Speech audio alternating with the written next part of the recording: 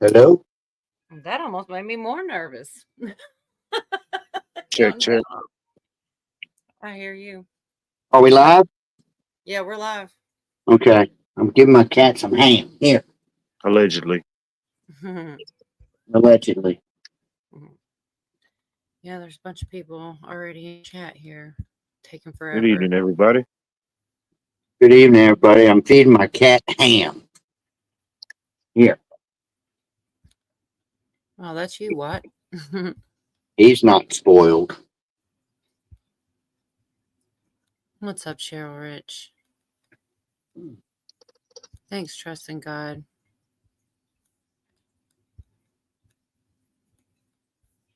What's that? Any news on Tom? I think Tom's doing better. I think he is. I really need Zach to take that one because I think he's supposed to do a video call with them. So I really feel like Zach should share some of that news.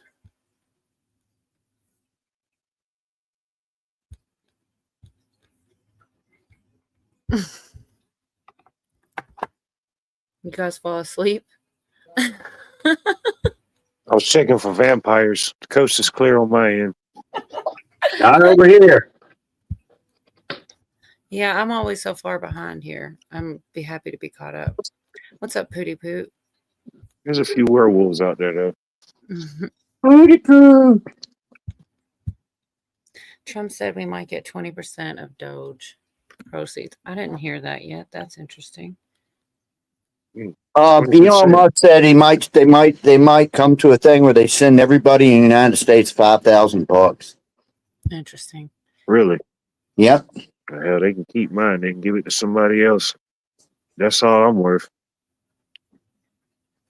Oh, they can send me mine. I'll put it to good use. Mm. That's a trip to Greece right there. $5,000. Hey, everybody's leaving. You probably could buy a whole villa for $5,000 over there. Might be able to. What's going on? They're having earthquakes or something? I don't know. I give you my $5,000 and you just buy a villa. And I'll just come visit. Okay. Villa. I'll email Elon and let him know to direct my payment to you. All right. Just forward it to Yorga, baby. I'll fax There's it over. Cheryl Rich said Yorga, baby. Yeah, I'm here. I'm in snow mode. How much did y'all get? It's funny because I talked to Cole and it sounds exactly the same where she lives. We got about 5 inches, but it was a weird snow because it was, and it's still snowing now, but it was snowing at, I don't know, 6 o'clock this morning, but it's real fine. It's just real fine, real dry, and it's been really cold here. It's been like 20 degrees, so it's not one of these big fluffy snows that piles up. You know, if it had been, it'd be really deep right now. But I'd say we've got maybe 5 inches, maybe. Hmm. But it's real slick too. Real slick. So I don't That know. video that came If it's so from you. cold, it ain't going nowhere. You know, it's going to be around for. If it stays cold, it's going to be here until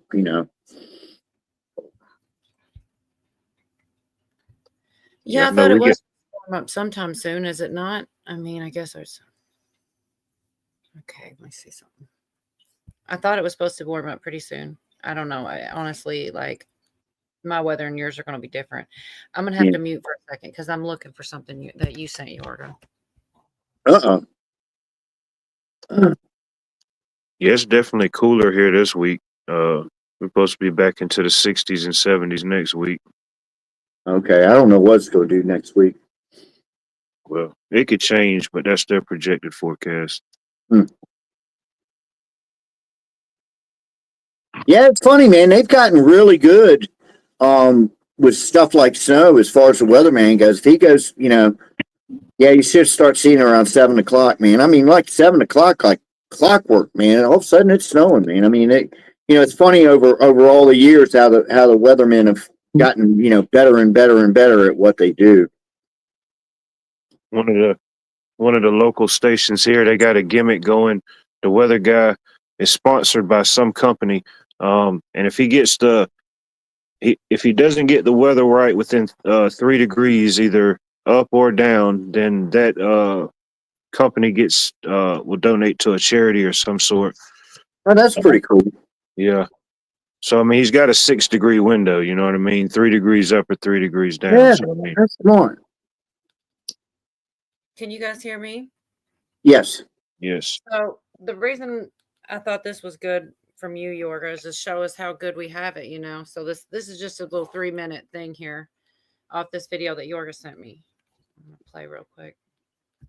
To bring you the news from Europe, but especially today I have very sad news from Austria.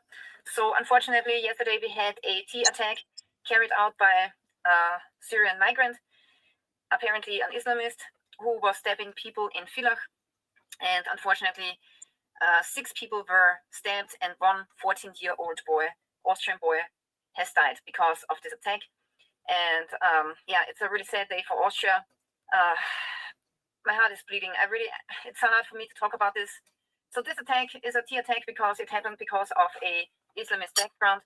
So the attacker was an IS fanatic. Now even Elon Musk has shared the photo of the attacker on X. And here you can see a police officer trying to detain the attacker. And you can see that the attacker is smiling and sitting there and waiting for the arrest. So the thing is, the police actually did not stop the attacker. The attacker was stopped by another Syrian migrant. So this other Syrian migrant was witnessing the attack, and he was just sitting in his car because usually he would deliver food, and then he used the car and actually rammed the attacker. So the Syrian terrorist was actually stopped by a Syrian migrant, and the Syrian migrant is actually now the hero of the day because, yeah, he stopped the attack. And unfortunately, he said that he was not quick enough to save the boy's life. So that's what he regretting, that he could not act faster. So yeah, very sad day in Austria. And I gotta say, there's only 2 ways to stop this. Either the politicians finally do something about it, or we have to throw out the politicians and vote for politicians who are capable of handling this. Otherwise, people will be terrified to go on the streets. And I'm not only concerned about Austrians, I'm also concerned about tourists from abroad who cannot even walk the streets here anymore without having to be afraid of being stabbed in the back. But I'm also worried about the good migrants who we have a lot here in Austria and who we really appreciate. Not even they are safe anymore. So this is a huge problem. And yeah, a lot of people, they're anxious to leave their houses to go on the streets because you never know what's happening, you know? I mean, it's really bad. The situation is really bad. And 20 years ago, it was not like this. 30 years ago, people could leave open their doors without locking them in the night. Yeah, she's good. For you that don't know her, she goes by Survival Lily, and I watch her sometimes because she, does what she just did. She says what the situation in Europe is, and man, when we think we have it bad, just watch her. You don't hear a lot about Europe. What the the man in the street sort of thing, and man, they got a lot worse than we do. That's exactly what it was about it that made me want to share it. Is like, man, think about that. And that's what we're being for Bonnie. Good to see you. All their prices on things like natural gas, just commodities, groceries, everything is just going. And it's, just like here, it's wintertime over there. And, the price on things like natural gas and whatnot, everything's up at least 40%. And that's a lot, man. I mean, when you say, on everything. So people are hurting over there. Yeah, there was more on there. I didn't know how long anybody wanted to. Yeah, they have it worse with migrants. And, Bonnie just brought that up. But yeah, they've got it worse on everything over there. The one country over there that impresses me is Poland.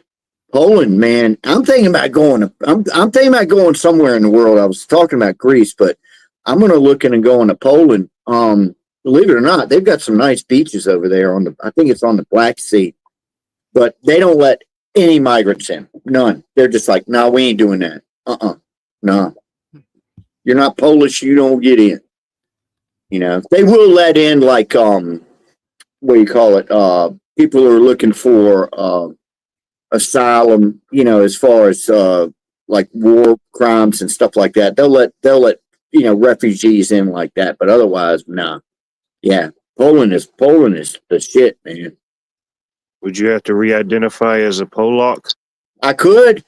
I mean, I'm goofy enough, man. What the hell? That's probably Yeah, but their test, yeah, That's it how you could get be. in. Could be, and it looks like a cool place to go, man. I swear. But I mean, it's those type of stories are definitely happening, but it's been an ongoing thing. I mean, right before our last election cycle, the farmers and stuff, they were having their protest. And even you go back one more election cycle before that, right before that, there was a lot of things, And I think a lot of those decision makings is coming to a head for sure. We just Oh, don't hear a Bonnie. lot about it on the news, Yeah, I know. Um, Bonnie just asked me if I'm going to desert my country. No, I'm not going to expatriate. I have a friend that expatriated to the Philippines, and man, I ain't going there. That place looks like a dump. But no, I've just decided at this point in my life that what the hell. I've got a passport. I got that because Airband was going to do these cruise ship things. We had a bunch of them lined up, and then COVID hit. And so all that got shut down. So I got this passport with nowhere to go. And so I'm thinking about going to Greece or Italy or Spain or I don't know, Mexico might be all right. I kind of want to hit Europe because I've never been there before. So Poland is looking pretty good. Go for, I don't know, 10 days, something. What's the price of living like over there? In Poland, I'm not sure because I haven't done a lot of research on it. I don't know, probably high, just like everywhere else.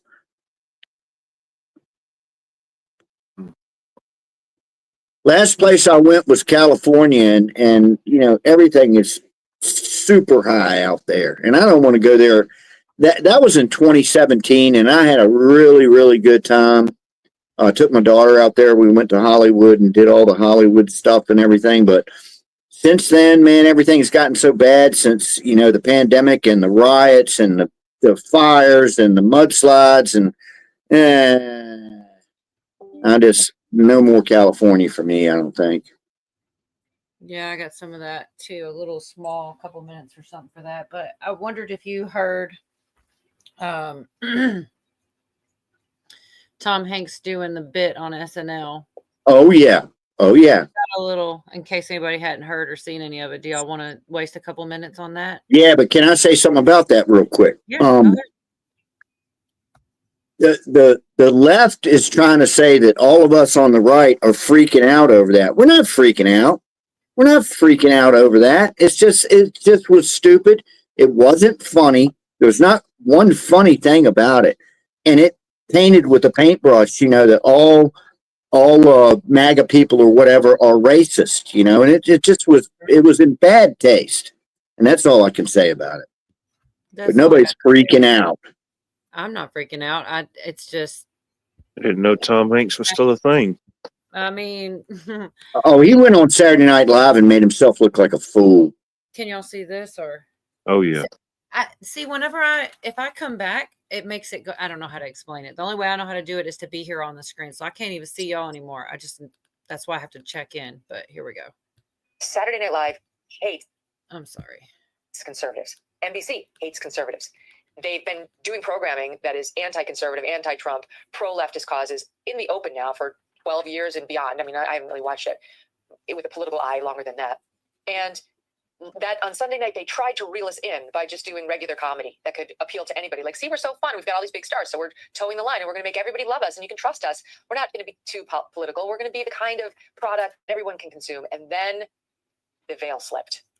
And it slipped because that's who they really are. And no one there thought there'd be a problem with that skit with Tom Hanks. No one said, oh God, is this beyond? Like, should we not? Because it's all the same left-wing echo chamber. So they decided to take one of the most beloved, most popular American actors ever, Tom Hanks, and put him in a Trump MAGA hat and put him down at the end on what they called Black Jeopardy, which is kind of like a joke that Black people don't watch normal Jeopardy. And so it's kind of like white Jeopardy. And he comes on Black Jeopardy and the Black host comes over to shake his hand and he recoils. at the thought of touching a black man. Yep. And doesn't want to shake the hand and only does it when he's forced to by the very gracious black host. Well, thank you. Hey, now speaking of church, can I say something? If more folks went to church, we wouldn't be in this mess we're in now.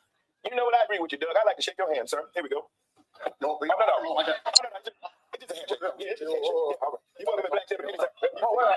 Well, thank you. The veil was down and we saw what they really think of all of us, not just MAGA, but anybody on the right.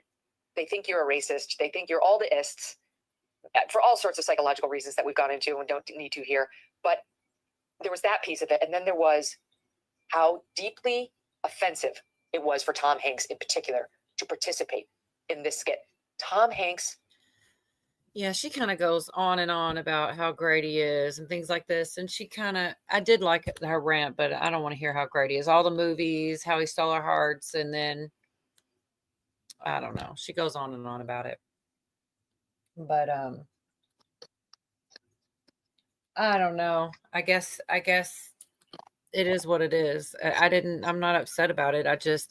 What I really wish that I had, if I would have thought about it, I should have looked up when Gervais does that speech at the award show.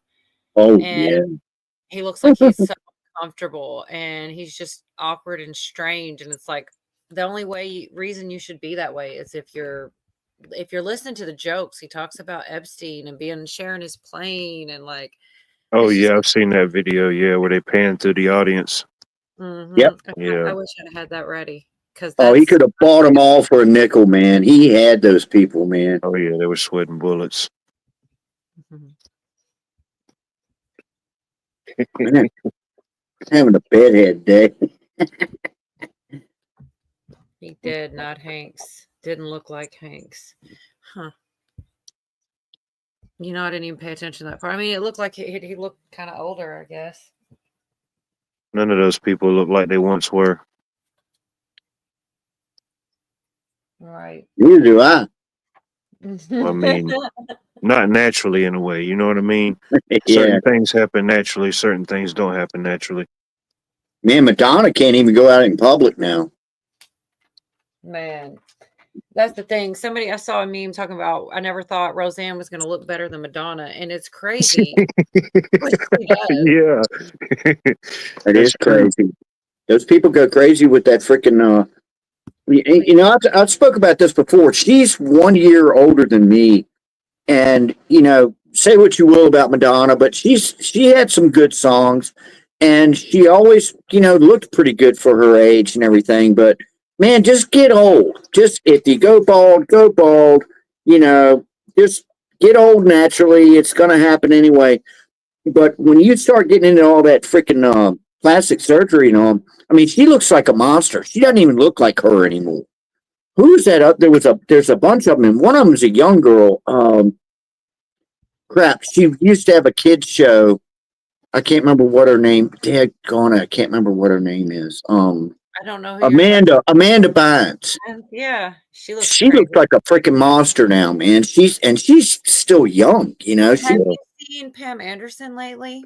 I wish I'd have got that clip. Yeah, she looks good. She looks damn good. She's if you saw her recently, she didn't have any makeup on, like at Right. all. And she looks great. I thought so too. Somebody else goes, "Oh my God, that's Pam Anderson." I was like, "Man, I think she looks good." Like, I feel like, you know, and if you listen to her talk, which most people probably don't, never did, but like nowadays, what she's saying is like, you know, she feels more like herself than ever.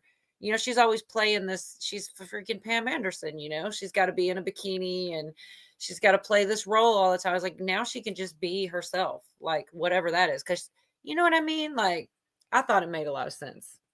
Oh my God. Yeah, I was never crazy about women that kind of overdid with the makeup, you know. Oh, That's terrible. Because I don't think so. I thought she looked really good. And I thought it was, you know, in Hollywood, God, that can't be easy. Everybody else has got lip fillers and oh my God, this makes me want to play that Mel Gibson thing. Thanks, man. oh. Oh my God, I really should. Go ahead and do it. Well, I'm talking about the actual like video. I have to go. Give me a minute. Like I shouldn't have said anything. I should have had it on deck. But I mean, I can do the silly one. Like it's terrible. I don't know if I should. Oh, and I never. You know what I didn't do is the freaking banner. I knew I should have just done it when I first got here and not. But yeah, hold on. Let me see. Allegedly. Allegedly. Yeah, I just can't do it. There's no reason to yet. I can say. That's all I'm ready for. I'm not ready to dive into those really. You gotta What the hear hell it. is even that? Huh? What? What? That's how he says it too. What? Hold on. Let me What? see.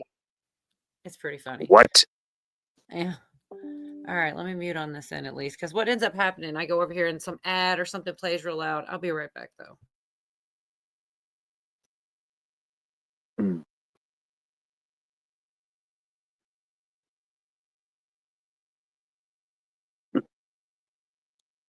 Old Mel Gibson.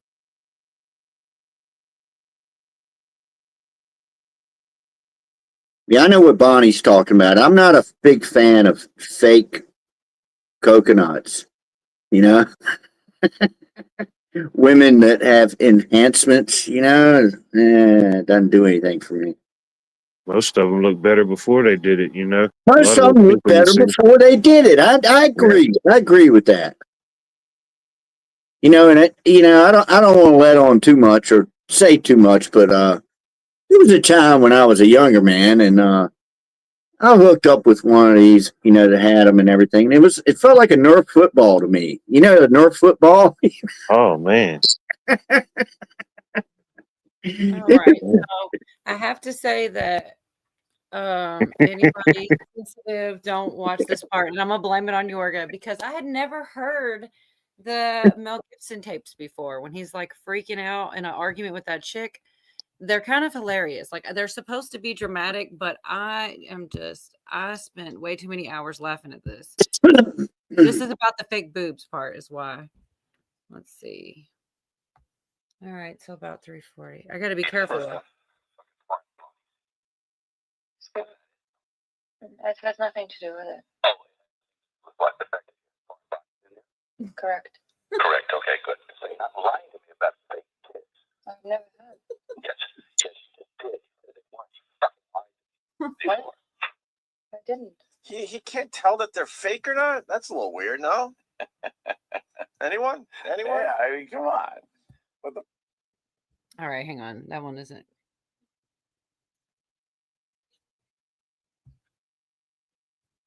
Your fucking business with It is.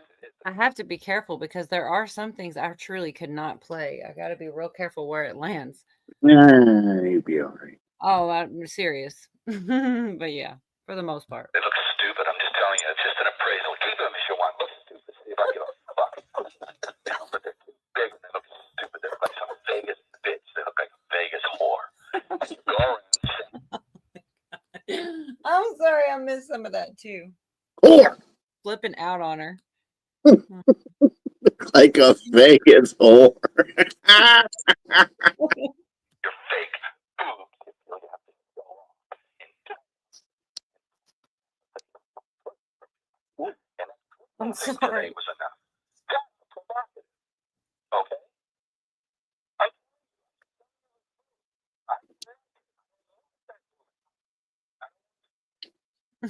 I don't believe you anymore. I don't trust you. I don't believe you.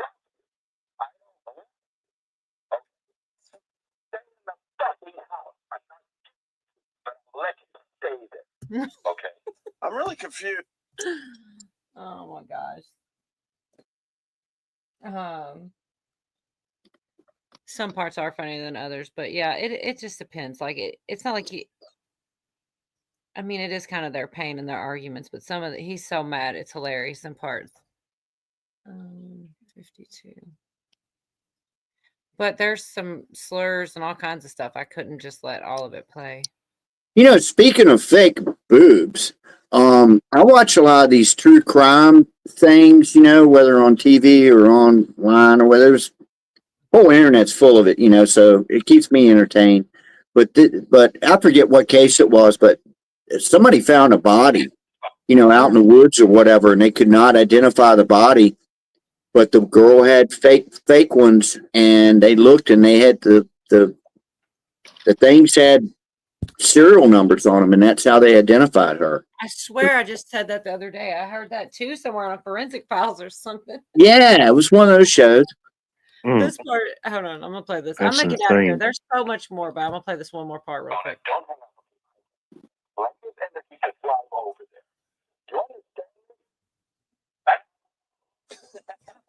You understand? That part, I will. And then the guys making fun of it were pretty funny too. Anyways, I'll stop for now. But yeah, that was totally Yorga's fault. There's so much more of it, and it gets so much worse than that. But yeah, what's really funny was about to happen was the part where the radio host starts joking around, and he's like, it's almost like somebody said, "No, you won't," and he's like, "But I will," and then like he plays it again, and I'll play that one in a minute. He plays it again, and the radio host goes, "No, you won't," and then Mel Gibson's like, "I will." It's so stupid funny. I was cracking up just sitting here listening to this. That's what it had to been like 20 years ago when he did that, though. But it's funny as crap. You know what's crazy is I do have something he said just recently about those fires, and I'm gonna get that eventually. But that was just funnier. I can't keep anything in order. That was around the same time. Remember when the Hasselhoff had his meltdown where he was like crawling on the floor eating cheeseburgers and pizzas and stuff? Remember that video? Yeah. Nobody cares about Hasselhoff anyway. The Hoff. We had this really goofy dude at work, and it's not good to pick on people, but this guy had it coming, man. He was a jerk, right? And I told him, I said, "Has anybody ever told you look like David Hasselhoff?" He went, "No." And so I talked to everybody at work, different people, and I said, "Go up to Shaky." That was his name. I said, "Go up to Shaky and tell him he looks like David Hasselhoff." So it started getting in his head, and he was looking in the mirror like, "Do I look like David Hasselhoff?" He came back to work the next day, and he said, "I told my wife that I look like David Hasselhoff, and she said I was crazy as shit." Oh man. I mean, the guy looked nothing like David Hasselhoff, so it was funny. Yeah. Man. And we were pretty cool. We were pretty bad down there.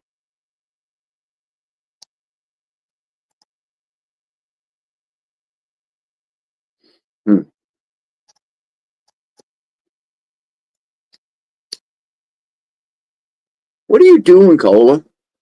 I was getting another one, another thing with the fires and Mel Gibson. I'm sorry. I got it though, I think. Okay. You called me. What are you doing? You didn't talk for 5 seconds. I called you out. You got me. Hold on, let's see.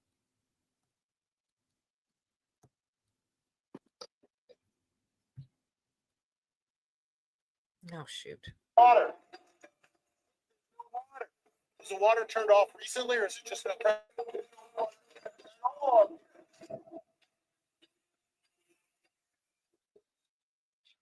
Man, what a mess. fire that started right now? You lit the match or lit something? It's in the dam, the south side of the dam. Is the fire going out? Holy shit! You hear me still? He's walking now. He's walking west on the dam. On the south side of the dam towards Burbank. You always been on the right side of the issues that we care so deeply about. Thank you. And I'm confident you're going to be an outstanding mayor of LA. Oh, thank you so much. Doing that a while. Oh, well, I know they were messing with the water, letting reserves go for one reason or another. They've been doing that a while. California has a lot of problems that sort of baffle the mind as far as why they do things. In events like this, you sort of look, oh, it's on purpose, which is an insane thing to think. But one begins to ponder whether or not there is a purpose in mind. What could it be? Do they want the state empty?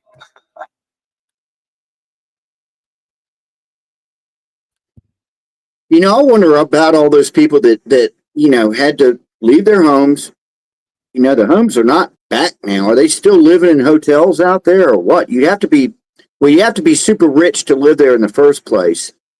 And you'd have to be super rich to still be living in a hotel. What's it been, a couple months now or a month and a half since all that went down? No, it's been today. It's been exactly 145 days since Hurricane Helena ripped through the South. Okay. I was talking about, the LA fires and whatnot, but still, so 100 some days on that. And I think since Trump came in, I think North Carolina is getting some help now, but they got completely ignored when California caught on fire. Mm-hmm. Shoot, the only reason it's costing the city now, since the FEMA deadline was expired, it's costing the city of Augusta roughly around $40,000 a day to get everything cleaned up now. Mm. And that's just picking stuff up and just still there, or stuff that's still on the side of the road in some areas. The only reason they're putting any type of effort now is because we got the Masters golf tournament coming up in roughly 45 days. Yeah, you gotta have it cleaned up for that. If you're familiar with that, if you know what I mean? Yeah.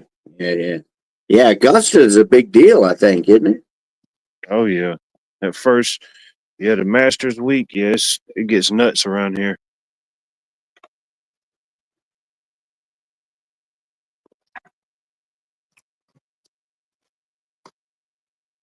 But yeah, you start looking into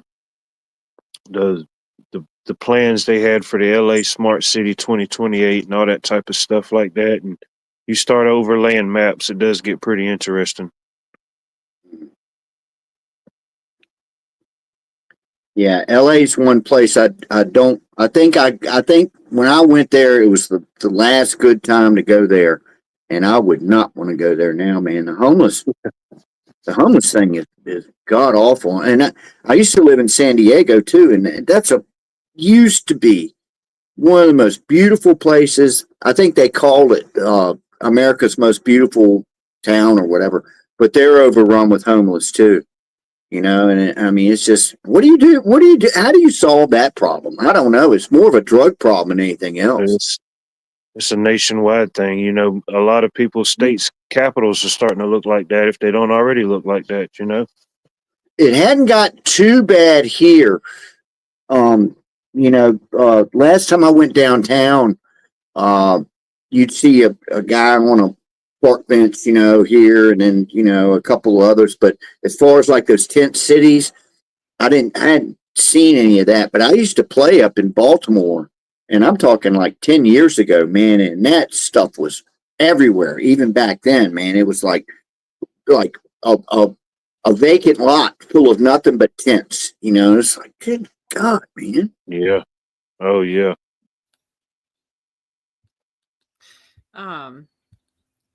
Yeah, that's what happens when I'm too quiet too long. I'm trying to set it up without making everybody wait the whole time for just a couple minutes on the firings and stuff. It's Elon and Trump. It's short, but I figure I'll go ahead and share it. I think by the time I get it, y'all are talking about something else, but well, that's okay. Airing overnight, taped Friday, the two defending their efforts to radically remake the federal government. But the president is the elected representative of the people. So he's representing the will of the people. And if the bureaucracy is fighting the will of the people and preventing the president from implementing what the people want, then what we live in is a bureaucracy and not a democracy. Many of those efforts allowed to move forward for now, after a federal judge weighed in on a lawsuit filed by 14 states asking to temporarily block the firing of federal workers and to stop Musk's team from accessing data systems. The judge adding the states did legitimately call into question what appears to be the, quote, unchecked authority of an unelected individual. It comes as Trump is out with a new executive order establishing that several independent regulatory agencies now answer to the president.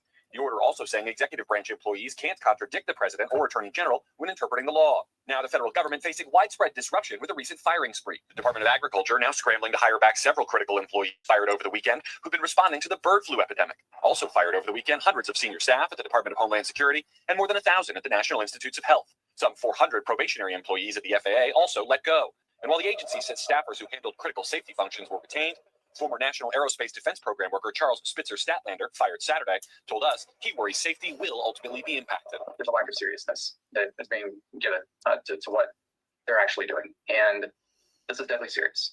On that note, Garrett, we're also starting to see top officials from some agencies step down themselves, citing the impacts that the firings are going to have. Yes, and I feel like we're seeing new ones every day. Now we have the acting chief of the Social Security Administration who stepped down over the holiday weekend after refusing Elon Musk's Doge access to sensitive records there, sources say. And the latest senior official to leave their job in protest is a person named Jim Jones. He's the head of the food division of the FDA. He called the firings at his agency indiscriminate and told Stat News he didn't want to spend the next 6 months on activities that are fundamentally about dismantling an organization. Asked about that, the White House press secretary said in part that she believes President Trump is only interested in the best and most qualified people who are also willing to implement his America First agenda. So the FDA regulates something like 80% of the nation's food supply. The president's nominee to lead that entire agency hasn't even had a confirmation hearing yet. So all of it's leaving some advocacy groups concerned that safety is or will ultimately be jeopardized. Savannah? We shall see, Garrett. Thank you. Hey, thanks for watching. Don't forget, you can catch the Today Show every morning on NBC or take Today with A lot of people that might not have been. Where the Go who's Trump's who's the vice president? What's his name? J.D. Vance. Where the heck has he been at? Did he get fired in this whole sweeping of firings? No, he's been overseas, giving Europe a load of shit. Yeah, I hadn't really been looking into it, but I was thinking, man, where the heck is this guy at? I thought he might have get fired in the whole mess of firings. No, he's busy. He's doing They stuff. shipped him overseas. They have. Yeah, they sent him to Europe, man, and giving Europe a load of shit about their because they're trying to shut down free speech over there. He said, man, good God, they've got a thing in Germany now where if you post something online that might be a little bit dodgy as far as, racially, whatever. It'll affect your social credit system score. They'll send the cops over to your house too. Yeah. Oh, yeah, that's a part of it, yeah. You can't say the wordy words no more. You can't say the wordy words. It's crazy. You have to learn sign language. Even though sign language itself's not universal, because everybody's language is different. You could have a different symbol. Oh, I'd never thought about that.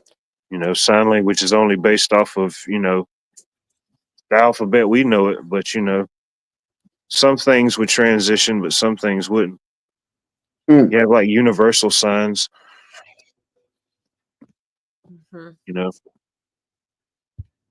Yeah, like this. There you go. Everybody knows what that means. There was one movie, the guy gave him the finger and he thought it meant hello or something. So everywhere he went, he was giving people the finger like it's hello, but he didn't know what it meant.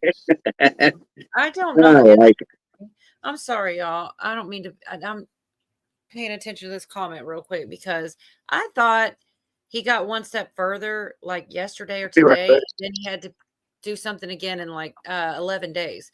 But then I heard Hawk and I heard him say that it didn't happen. And I'm like, now I'm just really confused because I wasn't there long, but I popped in and popped out. And I heard him saying, oh, I'd have had a whole stream about that if Cash was in.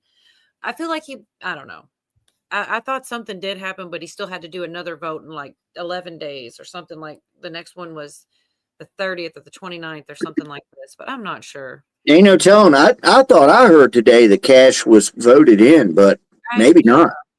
I thought that, and then I saw there was another vote. It was like, something happened. He progressed, I feel like, but I'm not quite sure because I haven't been super far and there's so much stuff going on.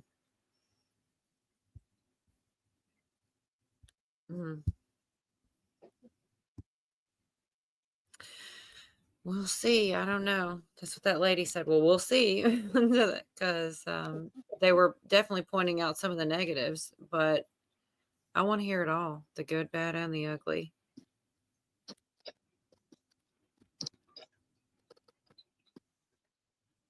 Sorry, I had to get up for a minute. Yeah, you're talking about Cash Patel, man. There are people that are scared to death of him, man, because the stuff he might expose. There's a bunch of clips of things that get said, and it's, you can just tell. And the questions they ask him and stuff, they're scared. He wrote a book called Government Gangsters or something like that. And then they say he has, that's what they'll sit there and say. Well, he's got a hit list of people. And it's like, what is it called?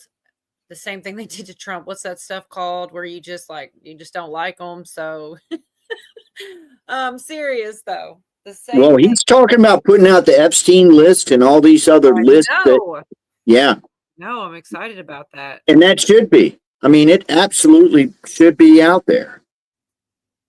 That's tomorrow with Cash. See, I'm so confused about it. It's too many lists. I can't keep up with the lists. I know. The Diddy list, the Epstein list. Right. I'm just trying to get a wish list, you know? Yeah. Hey. Okay, I think I'm finally to the bottom. Lisa, I hate it when I feel I'll get so distracted because I'll know I'm behind, you know, and I want to catch up and then I kind of can't.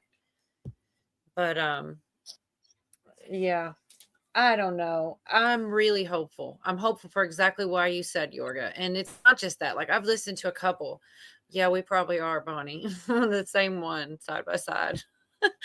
Oh man. I'm not important enough to be on a list, and I would like to keep things that way. Right. I'm pretty much invisible, Yes, man. I did.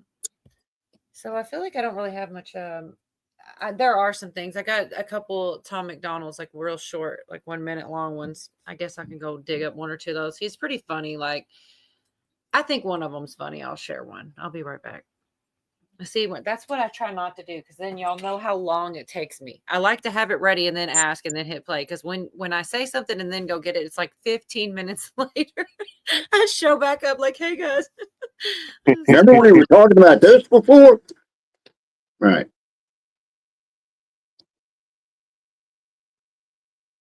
No, I don't want to be on anybody's list.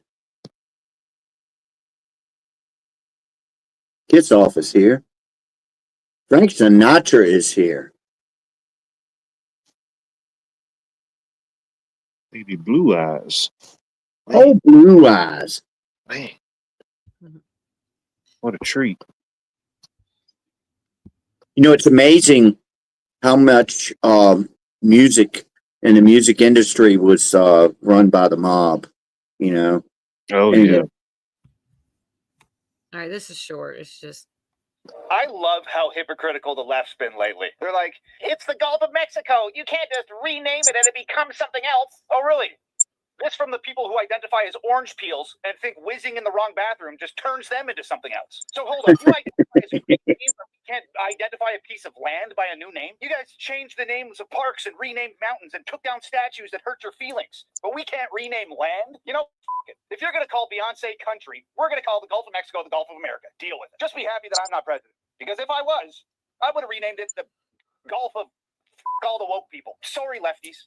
We didn't make the rules. You did.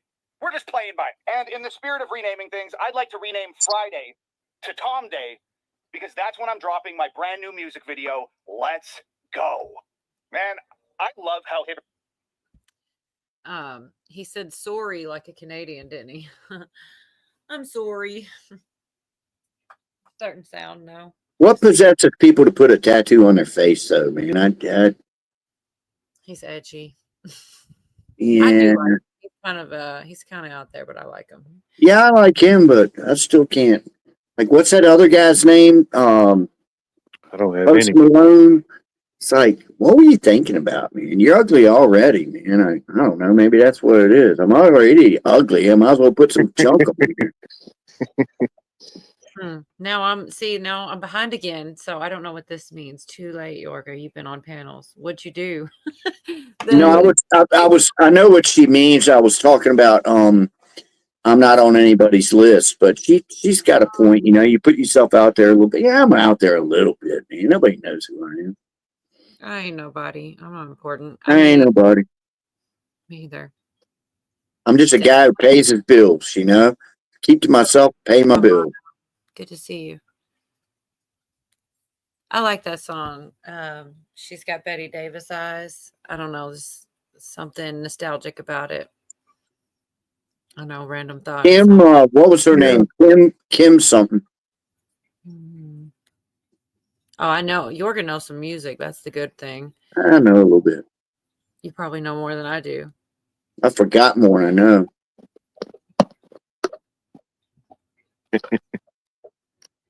Kim Carnes, I think, was her name.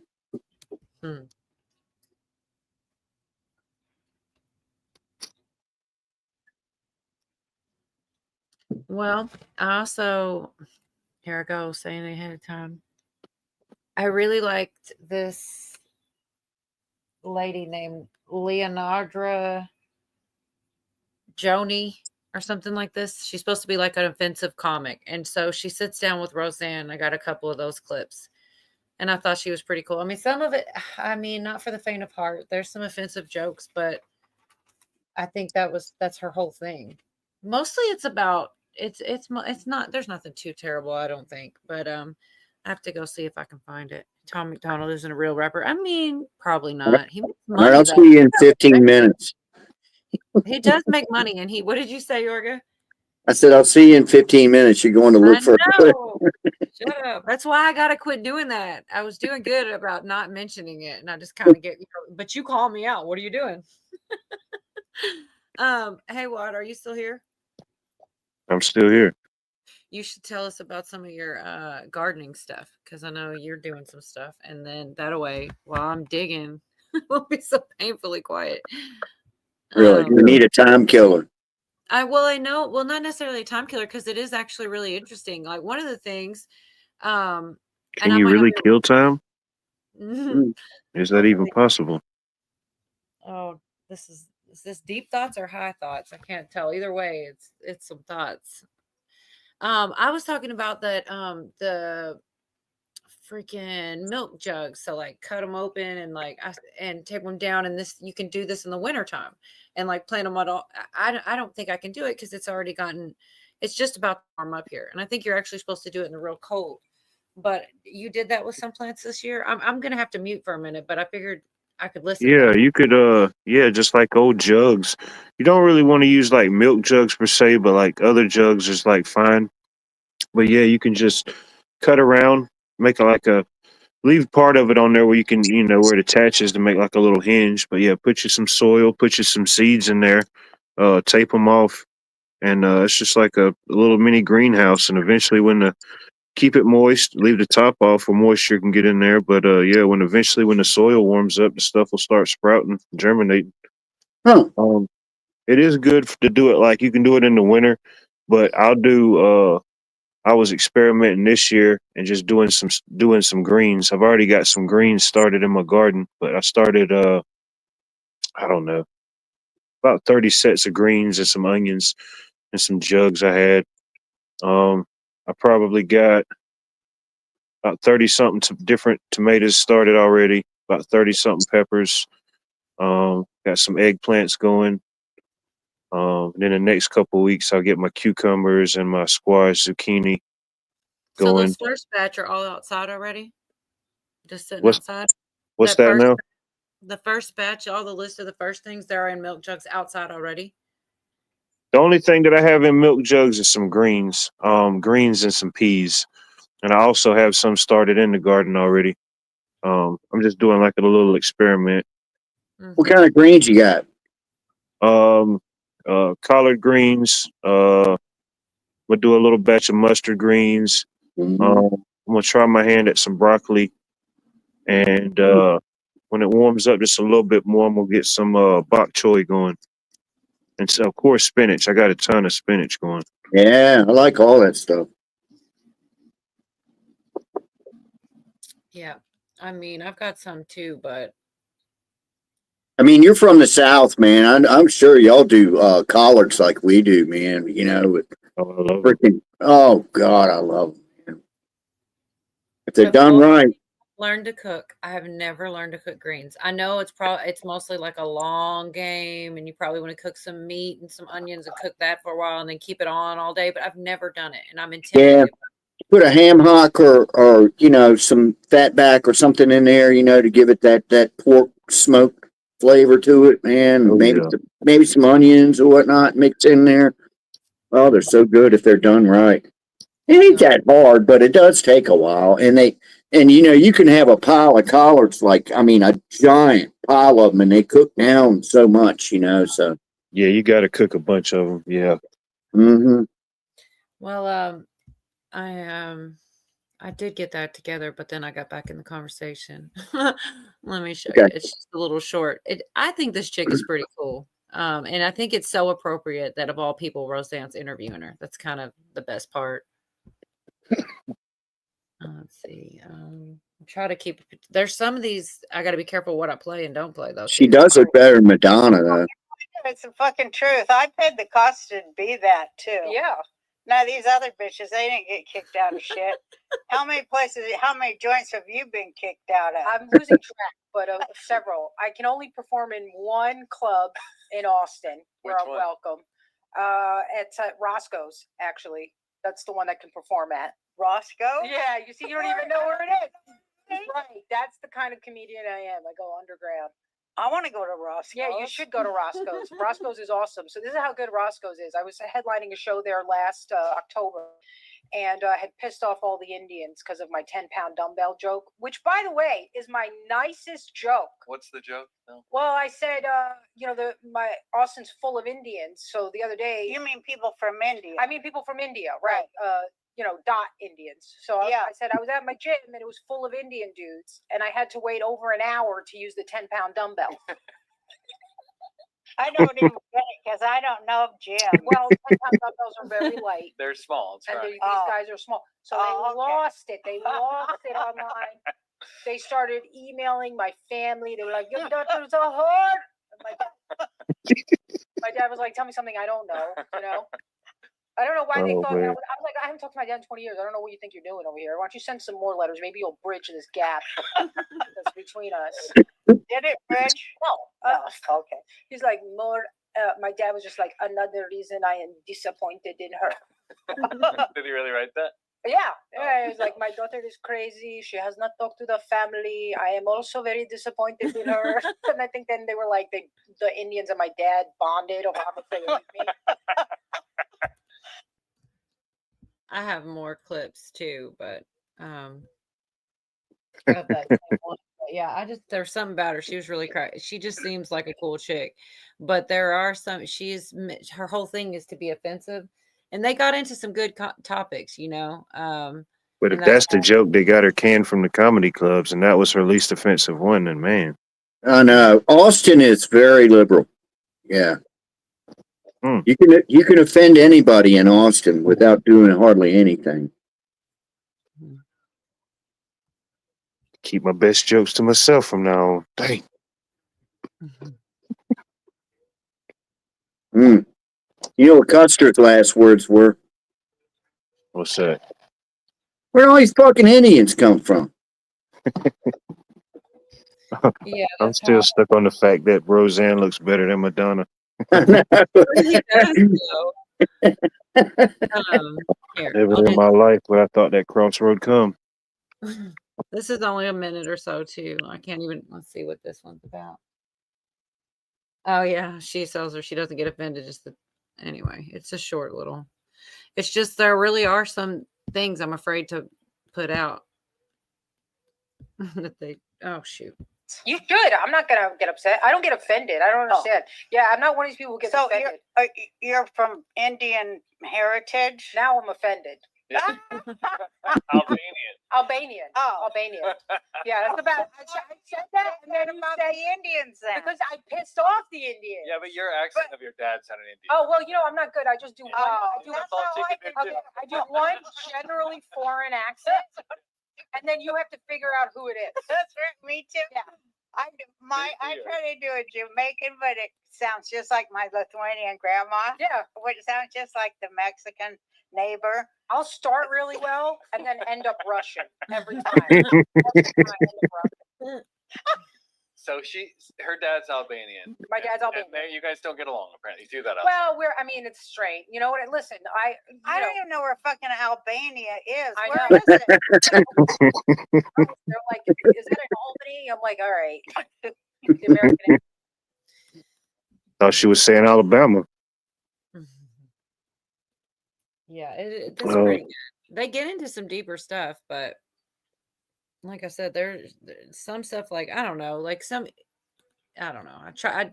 She tries to be offensive, so it's like if she succeeds, then she's being offensive. But I don't know. She just Well, doesn't. the thing I like about Roseanne is whatever's on her mind, she's going to say it. I mean, she's what you see is what you get. Ain't no bullshit, and you know. Right. I like that too. And yeah, they get into it like back and forth. And she's kind of crazy sometimes, but I think we all are. And you know, you got to pick what crazy level you're going to be at.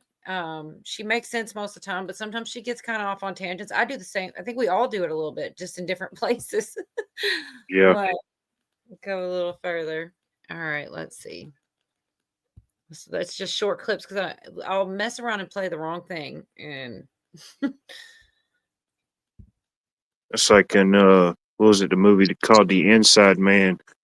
And they were hearing this speech over the loudspeaker, and they couldn't figure out what language it is. And Denzel's character, he walks out to the crowd and says, "Anybody know what language it is?" And make a long story short, the lady said, "Yeah, it's Albanian." It was the Albanian president speaking. Hmm. Nobody knows where it is. I mean, yeah, they went on about that a little bit longer too, but oh yeah, this is just like how they both used to be on the left.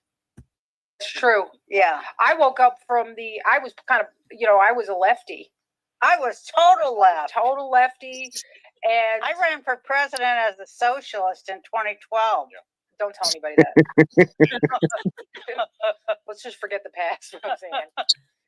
I was, but then I woke up during I started waking up during Trump's first presidency. Oh, cool. Because I didn't vote for him. Sorry to say that. I thought he was the devil. Thought he was. Oh, you was going for the program. I was in the programming.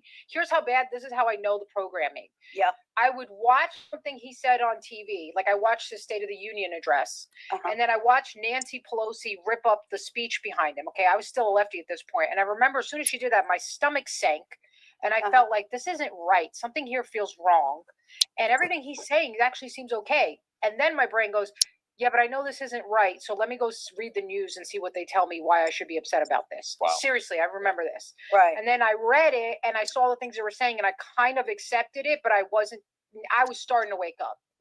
And it wasn't long after that, a few months after that, that I was like, in a field screaming about how men can't be women and I don't care what they tell me. Literally, I was in the middle of a field and I'm like, I just walking with a friend and we're just talking about something casually and I just stop. And then I just start screaming. I'm like, they're not women. They're not women. And he's just like, what do you? And I'm like, the trans are not women. It had nothing to do with what we were talking about. But it was like, that's it. The dam broke. Yeah. Yeah. Common sense broke through. I love to see people wake up like that. Right. Finally come around to some common sense.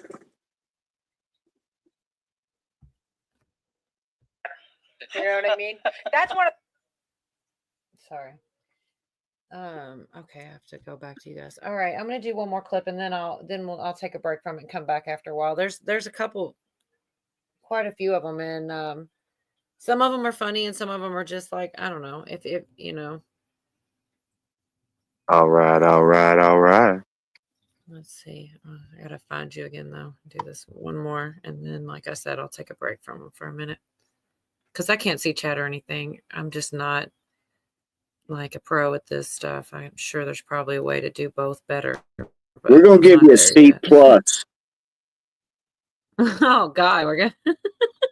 Hey. Ones that that's one of the ones that I really look at and go, if you want to see how effective brainwashing is, the fact that they can undo thousands of years of evolution that has made women be absolute killers to protect their child. I mean, they turned it. Yeah. They turned it to, I'll kill my child so I can have this career in middle level marketing.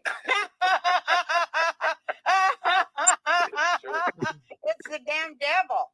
Yes, I do believe it that. is the devil, his and they selves. Yep, yeah, well, the devil's a they them for sure. For sure. He's a smooth talking motherfucker, that devil. Oh yeah. Yeah, it's the other. So her name is Leonardo? Yeah, just a second. Huh. Like Leonardo, but the feminine version. Right. Or Leonidas, the guy who King Leonidas almost conquered Persia. Yeah. King Leonidas. King 300. Leonidas. Hey, that's another reason I want to go to Greece. I want to go right there, Thermopylae, with the hot gates where all that battle Oh, happened. yeah. Man, I really want to go there. Yeah, that would be interesting to see. I don't know. May have to go to Greece now. You're making it sound more interesting. Yeah, seems like a cool place to go if you can stay away from the pickpockets. Just go pocketless, you know? There's nothing to pick it. I just tape my wallet to my forehead or There something. you go. I was totally not going to end on that last clip. I was going to move a little further, and yeah, because it got a little dark there, and do a funnier one or something. But my daughter called me. I had to mute. She doesn't probably want to hang out here. She'll come troll me. I totally did send her the link because I felt bad. I always take her call, but I'm kind of like, I can't take her call. Let's talk about it. I'll be back, guys. But yeah, she'll just show up and troll me probably. Paris bad for pickpockets. Yeah, I don't want to go to Paris. Nothing about that does anything for me. They piss in the street in Paris, man. I don't know. That's what I hear. Yeah, I saw something in here said sacrifice. That was the very next clip. I was totally gonna play it. It's actually is Roseanne talking about they're in witches' covens and stuff. It's a short 1-minute clip, but she totally says that and says that anyways, hold on, I'll go find it real quick. I'll be back in 25 minutes. See you in 15 minutes.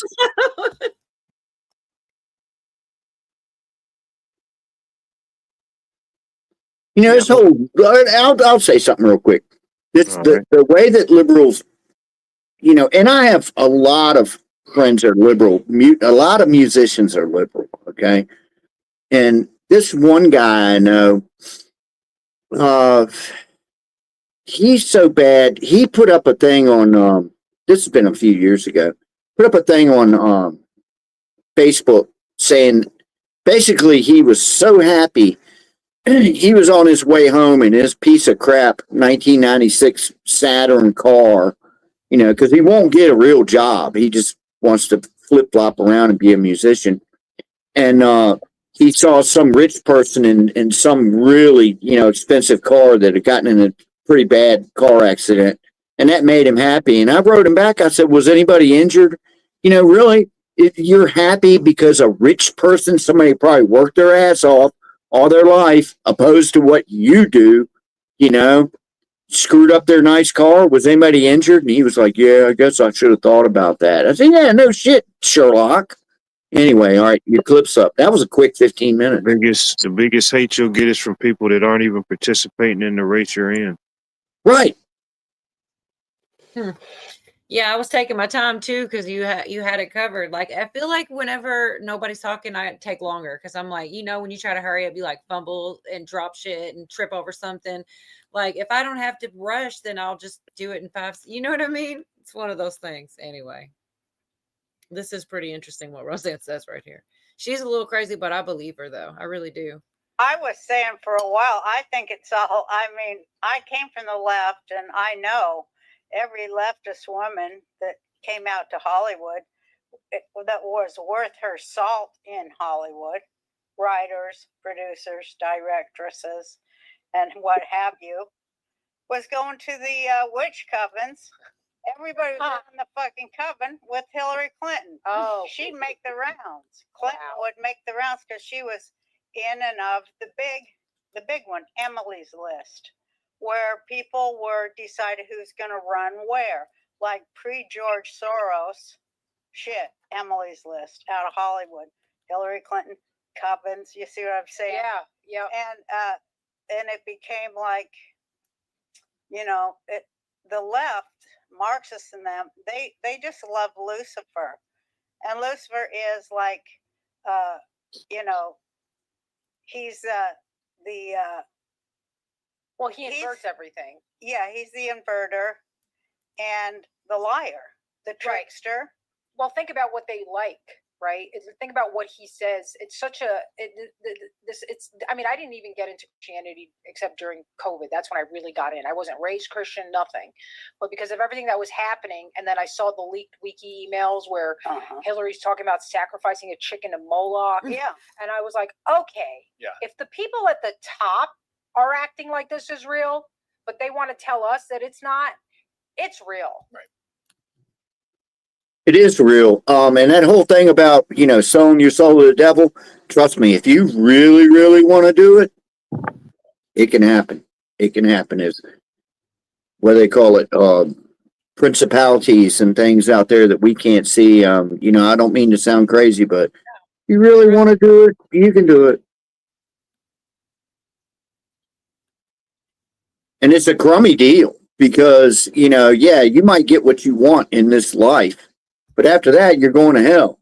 That ain't a good deal. You're going to be there forever.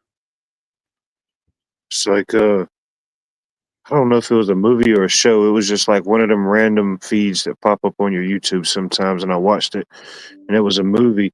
And in this clip, I took it, the guy has some type of illness, and he's at this facility.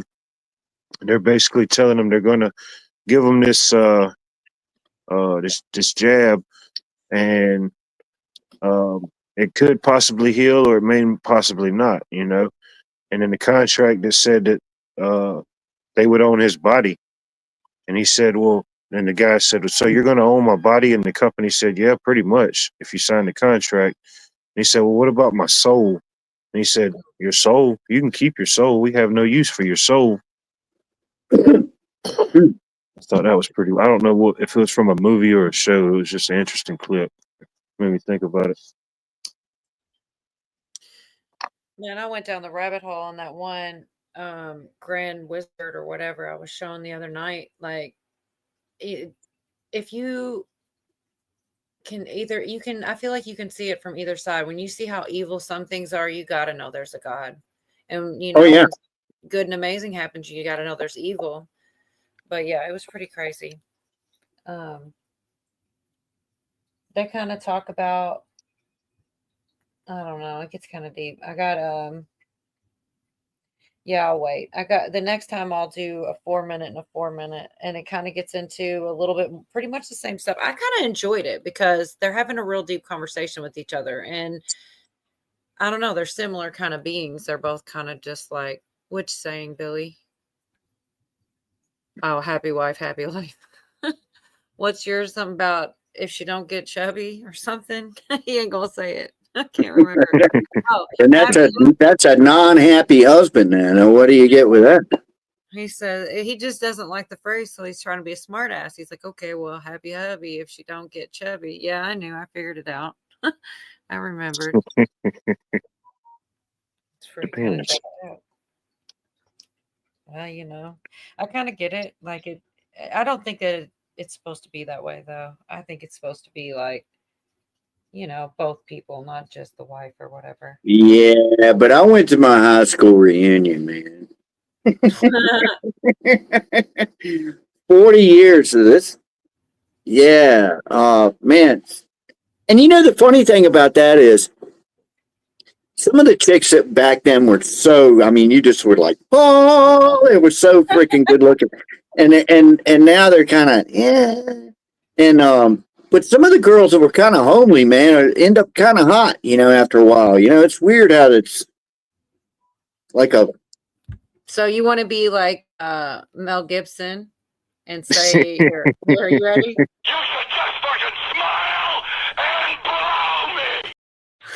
Yeah. Yeah, I want to be just like that. Well, I was thinking about it. That's pretty jacked up. Like, it's hilarious that he was that mad and that she caught him in the moment like that. Like, she is definitely setting him up in those recordings. Saying she's just so kind, and she's like, I didn't do anything. Like, when I was listening, she says that over and over, and I think she's doing it on purpose, like just to make He had him set up. She was on the phone knowing she was recording it, just going, yeah, keep going. He starts going, you whore! Yeah, I didn't. I swear to God, the whole point, Yorga, was to get that clip. You It's whore. in there somewhere, man. I'm telling you. I it's know. in- I spent 3 hours combing. Bonnie, I got you. Hold on a second. I didn't. Oh man. I can do this. Let's see. But yeah, she's definitely setting him up. Like you can't deny it. It's funny, and I told you this, Cola, but I'll tell everybody else. A friend of mine, and I swear it's been like 20 years ago when that tape came out. We listened to it. Up is this story is exactly why I looked this crap up. And Yeah. Go ahead. Anyway, when he said that, we both, you know, how you pick up on a word and you use it all the time. I still to this day, like if I drop something on the floor, I go, you whore. You know, everything's a whore. The cat will piss me off. You're a whore. You know, it sounds terrible. My car will mess up. It's a whore of a car. You know? It's all from Mel Gibson. Everything's a whore.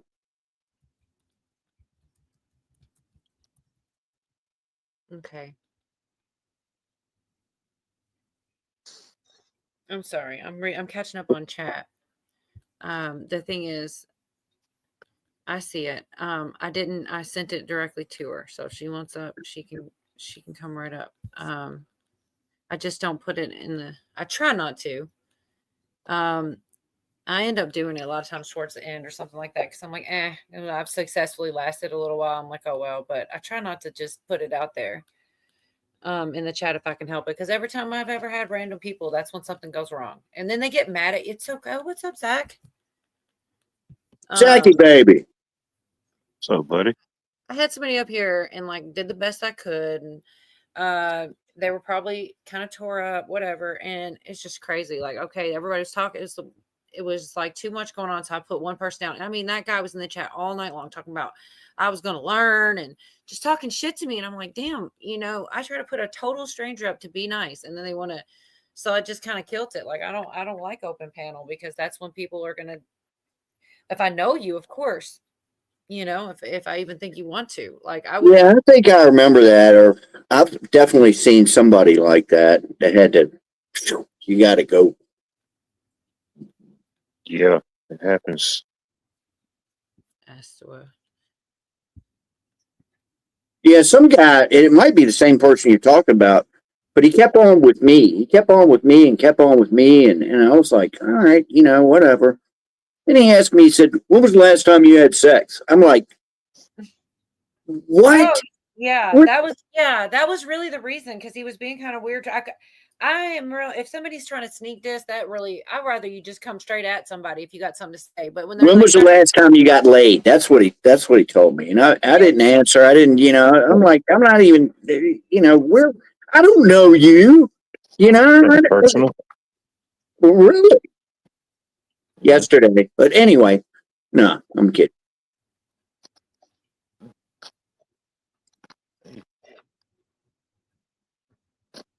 It might have been in heat. Who knows? I don't know what it is, man. What drives a person like that? You know? Are you okay? There you are. He kept on bringing up my name like he knew me or something. I'm like, man, I don't know this person. I don't know who the hell you are. She is. What's up, on? Might have been the founder of the Yorga fan club. Who knows? It could be. Pissed off the manager of your own club. I ain't got no dues. So. Got lost in the mail like everything else. Lost in the mail like everything else. Oh, I forgot. Who is that? It's Bonnie? Bonnie. Oh, okay, Bonnie. It is you, right, Bonnie? Hello, Miss Bonnie. Hi, how are y'all? Good. Okay, I was just making sure I Oh didn't. no, that might be AI Bonnie. Are we sure? It's Bonnie. I guess they wanted the odds evened out up here. Two girls, two guys. There we go. Yep. Yeah. It's good to see you, Bonnie. I got a couple more of these Roseannes whenever y'all want to do that. Or Yeah, go for it. To see y'all. I got another 15 minutes. Really? Are you already ready to go to bed? No, actually, I'm pretty good right now. All right. You said 15 minutes. I was like, damn, he might be serious because sometimes you do check out early. Yeah. Oh, shoot. they tell people things that sound really good, and they sound like they're coming from love, right? It sounds like it at first. Yep, we accept you that you're gay. We love you. We want to affirm you. And you go, why? What could be so bad about that? And you go, okay, well, let's see where it leads down the road. Oh, in 10 years, if you're still getting sodomized, you're going to need to wear a diaper all the time. Oh, when you wake up and realize that you've actually just been depressed or you were sexually molested, you're going to feel really bad that you chopped your genitals off. Right. Oh, if you try to make a hole in your body that doesn't belong there, you're going to be subject to constant infection. Yeah. And so that's the thing for me about the nature of evil is that it comes sugar coated. It's a piece of shit that comes sugar coated, and it's really attractive, and you think that it's freedom, and pretty soon you find yourself just bound up. Yeah. Completely bound up to these low level drives, whether it's lust, whether it's vanity, whether it's greed. You are bound and unfree. And that's right. That's why a loving God doesn't create these prescriptions of behavior because he's like, I don't want you to have any fun. He's like, it's not fun. It just looks fun because you're a child, you know? So it's grooming, really, when you think about it. It is. It's all like, oh my God. It's really when you see who's in charge, the real in charge of folk, the real ones that's in charge of everything. You know about that. Oh yeah, I know. I don't. I'm just guessing by looking at what's going on, you know. Well, the real ones, they do worship Lucifer, and they do think that he's the light bearer that is like the real god of this planet and all like. And then they say all that kind of shit, but then at the same time, they realize they can't believe in Lucifer without saying there's a God. And then they go, hey, we're kind of fucked here. Now we're going to have to cover for that. We're going to have to remove off of that one. Do you know what I'm saying? They're going to have to cover for the fact. So what are they? Is that why they start trying to say that Lucifer is God, or? Yeah. Well, because they think their powers are so great. Oh, yes. Because Lucifer has no depths to the evil. He has no depths he won't go to or ask them to go to. Right. And they're signed up for it. They know it's coming. They know they're going to have to pay the pipe or the snake. They know that day's coming, you know. But they're like, well, it didn't happen yesterday. I hope it won't. The reckoning won't happen today. So they're in denial. Do you think? I've heard that this is the rumor about why they want to do transhumanism, is because they think that they could just upload their consciousness, and then they'll never have to die and face the consequences. Which I'm like, uploading your consciousness onto like some kind of mainframe, it sounds like hell. Yeah. But I also don't think you can do it. I mean, I think this is like they're making up La La Land. No, you can't do it. It would just be like an AI version. It'd be a copy. Yeah. Of you. Can you imagine how fucking fucked up and crazy it could get?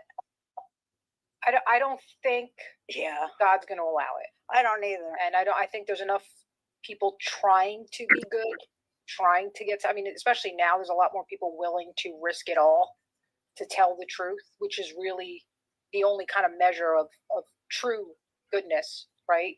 If you're willing to die for the truth, they're getting a pushback they weren't expecting. You know, I think they really thought everybody's so stupid and so cowardly, because cowardice is really one of the worst things. I hate cowardice. It's like, stand up, you know, take the freaking, you're going to behead you, take it standing up. No, I know. That's what I saw in your stand-up comedy. Oh, because you were like, yeah, you know, I think it's funny, and I live in a free country, and I'm gonna fucking say it. Yeah. Yeah, I want to hear about it. I loved it. Fired. I just love it. How did you? So when did you?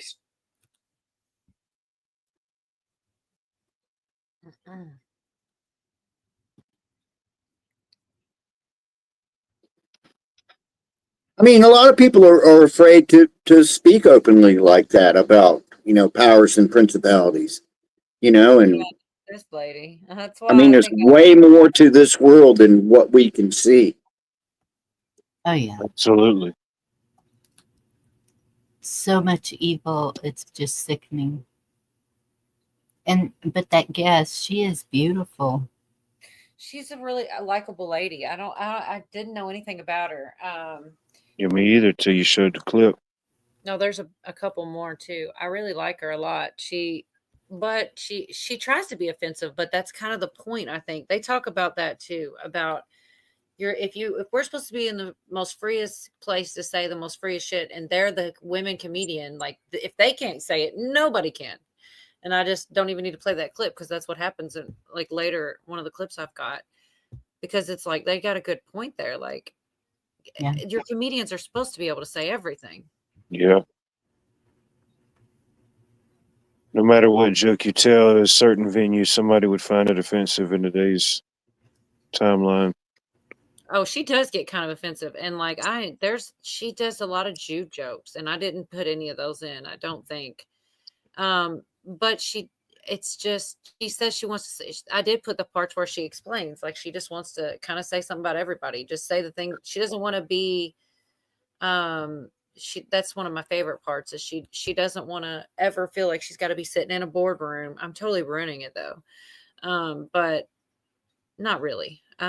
Somebody telling her, I don't want you to tell this joke or that joke. She just wants to be able to, she looks so high still. But who goes to a comedy show and would have to and is worried about getting offended? Why would you even go? That's the whole point about it, Exactly.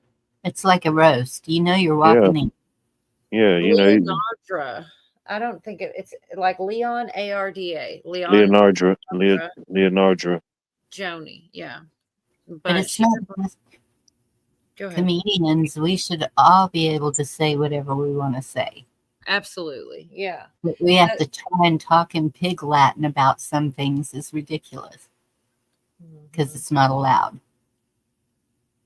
Yeah, they're silencing the jesters. That ain't a good sign.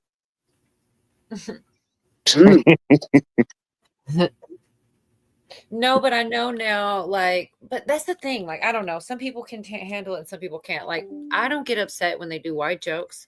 I'll be like, that ain't me sometimes, but I actually laugh louder because I know those white people they're making fun of. It's not me. Can't be me. It's those other white people. But I'm just saying, if you can't laugh at yourself, I'm sure some of them are me, and I probably laugh harder on the ones that are me. And it's like, I don't know. Some people just can't. Yeah. The Karens. I'm the same way. Hey, why didn't I think of that joke? Yeah. I'm trying to see. The egg in the boiling pot said, I don't think I'm going to. That's pretty good. Oh my gosh.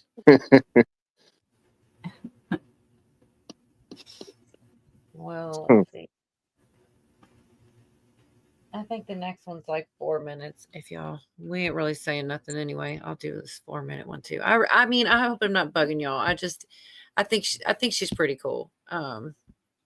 This chick, Leonardra. When I started, I was still cautious about the jokes I was going to do. And I noticed it. I noticed that I was afraid to write jokes that made fun of trans people, because at that point it was peak insanity in New York. Like we were, I'd be going to meetings for women's of sexual abuse, and there'd be like men in a dress there. And I'm like, this isn't right. And all the other dumb liberal ladies were like, we got to respect her pronouns. I'm like, she has a 6-foot beard. What are we doing? So I started, I realized that was going on. Did you take it at that time that was an on purpose thing to humiliate women? Yes. Well, I took it as it was an on purpose thing to humiliate people and this is a communist tactic, by getting you to, they know the truth, but when they can get you to deny what you know to be true, they can break your spirit. Right. That's what that's about. It's completely, it's like, if I can get you to say something, we all know it's not true. I know, but we all know, and I know that but if I can get you to say that that's a woman and you do it, I now have power completely over your consciousness. Yes. And I've broken you and you've admitted it. Yes. But it's not just that. Then it's like, and then we manufacture consent because our lovers or brothers or sisters are plastic surgeons and they want to do these experiments on children and get paid through, Obamacare. Oh yeah, it's all that we're the paying for it. beast. Yeah, yeah. And they are doing it. I know. They're getting it on insurance. It's insurance is covering it. Those insurance companies. I mean, could we talk about how evil insurance companies are? I mean, oh my God! And they just canceled. They canceled everybody's home insurance here, 'Cause like they what, do. 3 days before the fire started. Yeah, I mean, they are evil and they're all plugged into the same system, you know, and now BlackRock is out there making lowball offers on this land. And you're like, yeah, it's clear as day what's going on. But yeah, at that time when I realized that I was holding back, I kind of had a conversation with myself that was like, hey, if I'm going to do stand up where I'm basically going to be poor for a long time, I might as well say what I want. Otherwise, there's absolutely no reason for me to do this. I could just go get a very high paying job, which I've done before. If I have to keep my mouth shut and at least let me get paid a lot of money for it. Right. So I just made that decision then, and that was it. It's been a steady thing of pushing myself to say the things that I know I'm not supposed to say. And you're like, okay, I'm going to get everybody. Oh yeah, I'm going to not just go after one group. I'm going after every sacred cow. right. Which is not a good strategy if you want allies, because you end up pissing everybody off. Yeah, I know that. Like I tell Jake, my goal now is to die with no fans at all. Having no fans at all. You're doing great. Because I just don't give a fuck. Yeah. Well, that's the way to go. I mean, what is the purpose? We're literally stand-up comedians in supposedly the one country on earth that has freedom of speech For women. for anybody, really. No, who's got freedom of speech in Canada? They can't even point out, Yeah, you know, that their country is flooded by a bunch of Indians who don't know what they're doing without going to jail. You know, how about the UK? If you point out that there is a Muslim grooming gang, you're going to jail. So Yeah. nobody. So this is the one country that we're supposed to have free speech in, and we, the stand-up comedians, which are supposed to be the frontier of it, can't say it. Then guess what? Nobody's allowed to say it. Mm-hmm. See, I kind of ruined that because I remembered it. It stuck with me. Amen. What she said. When you start using the pronouns that they're pushing on you, you have given consent. Oh, I need to find that other clip of Roseanne about the consent thing. I don't know. It just made a lot of sense. I'd never thought of it like that. But if you ever gone to a place that's completely ate up with that shit, man, I have, and didn't know it.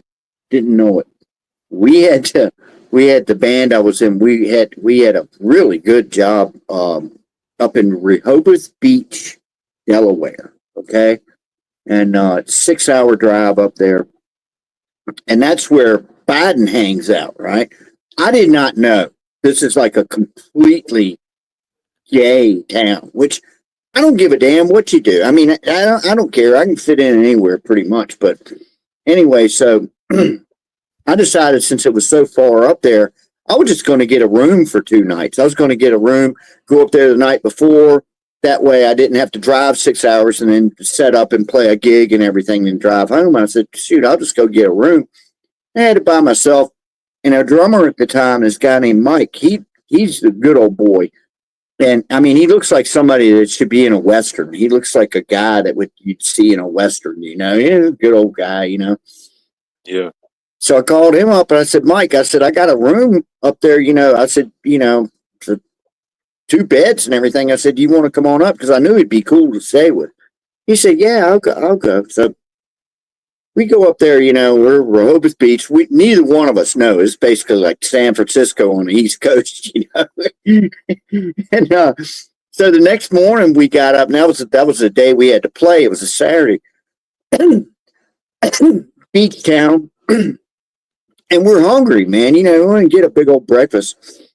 So we ride around the town, and every breakfast place had lines just coming out, you know, and nobody wants to stand in a line, you know.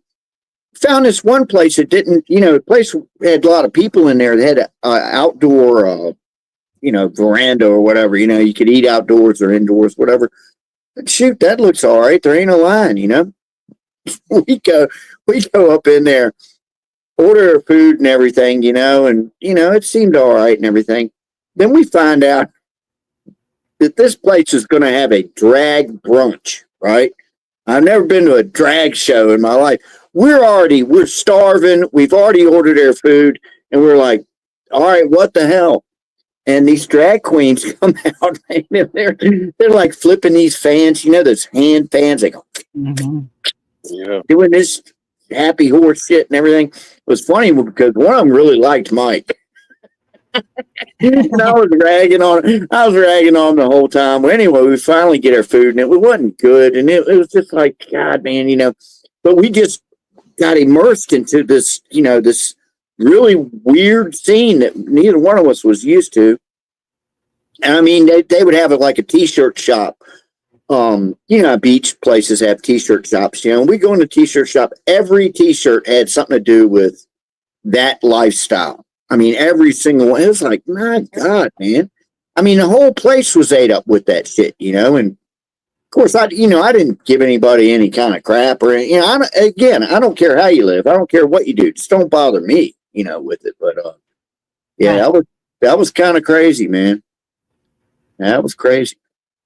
It was a good gig. It was an outdoor gig full of people and everything. And everybody was cool. And it was right on the beach. And, it was fun, but I don't want to go there again. A drag brunch. Think about that. Drag brunch. And all the people that were in there knew it was going to be a drag brunch, except for me and Mike. The thing that got me was it was a lot of, everybody up there is rich. And it was a lot of these, rich families. They had their kids and everything. And their kids are completely immersed in this whole drag thing. That bothered me a little bit. It's like it was kind of like grooming or indoctrination or whatever to, whatever. And, man. Anyway, that's my story. I'm sticking to it. Sorry. And that's the thing. They used to have their own club that they would do those kind of things in, and you knew before you went into that club what you were going into. Now you never know where to expect it, just like you said. It's so out there. All I wanted was an omelet, Right. And it's, I mean, I wasn't really ambushed or anything, but I mean, they didn't have a big sign out front saying, because if it said drag brunch, we would have waited in line somewhere, Right. But I mean, it was okay. I didn't feel, offended or anything like that. It was an eye opener. I mean, I'm almost kind of glad I got to actually see that shit, but. If I would have seen kids in there, I would have. Yeah, that was the part that kind of bugged me. And there was a lot of kids in there, with their the moms were, they're all getting into the show and everything. And the kids were getting into it. And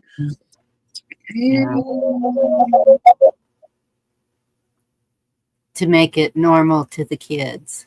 No, it's not normal. Ain't normal. Mm-mm. Ain't normal. Well, I don't know. I mean, I definitely don't think it's normal, but it's crazy to me because even if it wasn't about it being a guy dressed as a girl, right? If a girl was dressed the way the guys are dressed that are dressed like girls around children, it would be a big deal. But now that it's a guy and he's still dressed like this, and it's not, I don't know. I'm saying I wouldn't want my kid to watch a female dance around a pole or wear, No. like clothes. Or a man dressed as a female. So it's like, that's just pushing it one step further. I wouldn't even want them to see a woman dressed that way. I don't know. I'm not trying to. Exactly. I don't even think the problem is that what they're dressed of, man being a woman like that. I think it's more about seeing any provocative thing out of a man or a woman dressed like a what, or a man dressed like a what. It doesn't matter. It's just seeing anything provocative at a young age doesn't make sense to me. Like, for what reason? I think what kind of blew my mind is it seemed completely normal to everyone that was there except for me and Mike, and it was funny because one of them, and I don't know if sometimes people like that will screw with you if you kind of look. I mean, and this one kept on kind of flirting with Mike and stuff, and he was looking at me and I was like, man, just go with it. But they might have been messing with him just because he did look like a good old boy. I mean, both of us, definitely did not fit in this place, but I mean, it's amazing what you'll do when you're really hungry.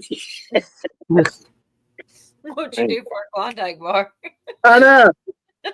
But again, looking back on it, I'm kind of glad I did get to see all that just to see there's a section of the country that's all of that is perfectly fine and perfectly normal to them, you know. But it ain't for me. No. It would have been better if the food was really, really good, but it really, really wasn't, you know. But I ate it because I was hungry.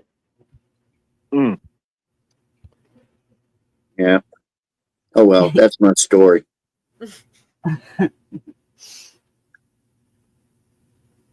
Well, Definitely can't top that one. Mm-mm. I've had gay dudes come on to me, you know, Not in legally. different bars and stuff, and you know, a handful of times. And the first few times, you know, I'm ready to fight. I picked up a chair one time, man. I was going to clonk this freaking dude, man. And then after a while, I was like, you know, you can't be that way. I was in a bar one night, and this guy started talking to me, and I could just tell. I said, look. I said, I'll sit here and drink with you, whatever. I said, are you gay? He went, yes. I said, well, I'm not, so ain't nothing going to happen here. I said, but, you know, I finally learned to kind of try to be cool about it as opposed to, you know, violence or whatever. And so we sat there and drank, and it was fine. You know, I mean, he didn't put any moves on me or any kind of shit like that, you know, but, you know, I guess you never know. I am kind of pretty, though, you know.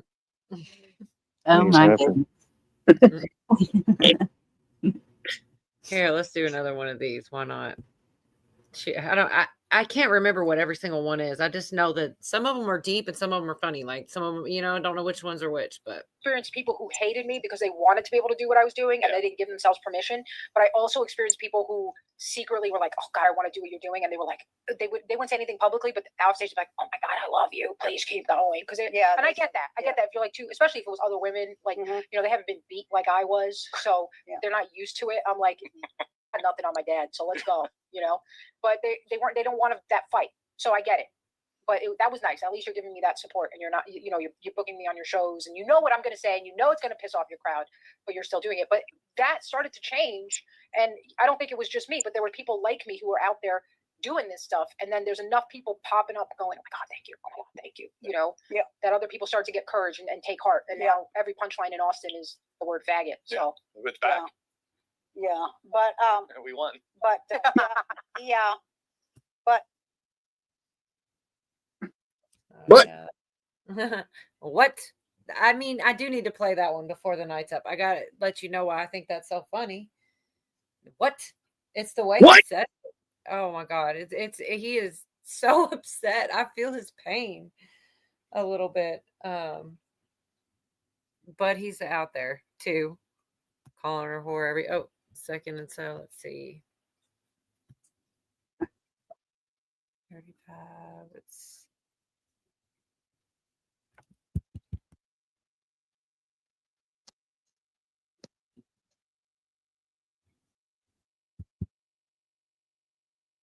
I'm sorry. I'm trying to find a certain spot close enough, I guess. And it's like 30 seconds. That's the thing. There are some things that I just don't want to play on a live stream. Whether I try not to. I'm going to end up doing it. I know it. It is what it is.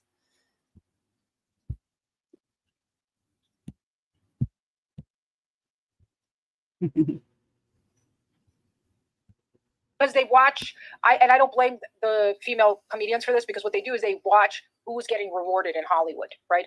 Which female comedians are getting rewarded? The sex, raunch, you know, talk about your vagina. That's what.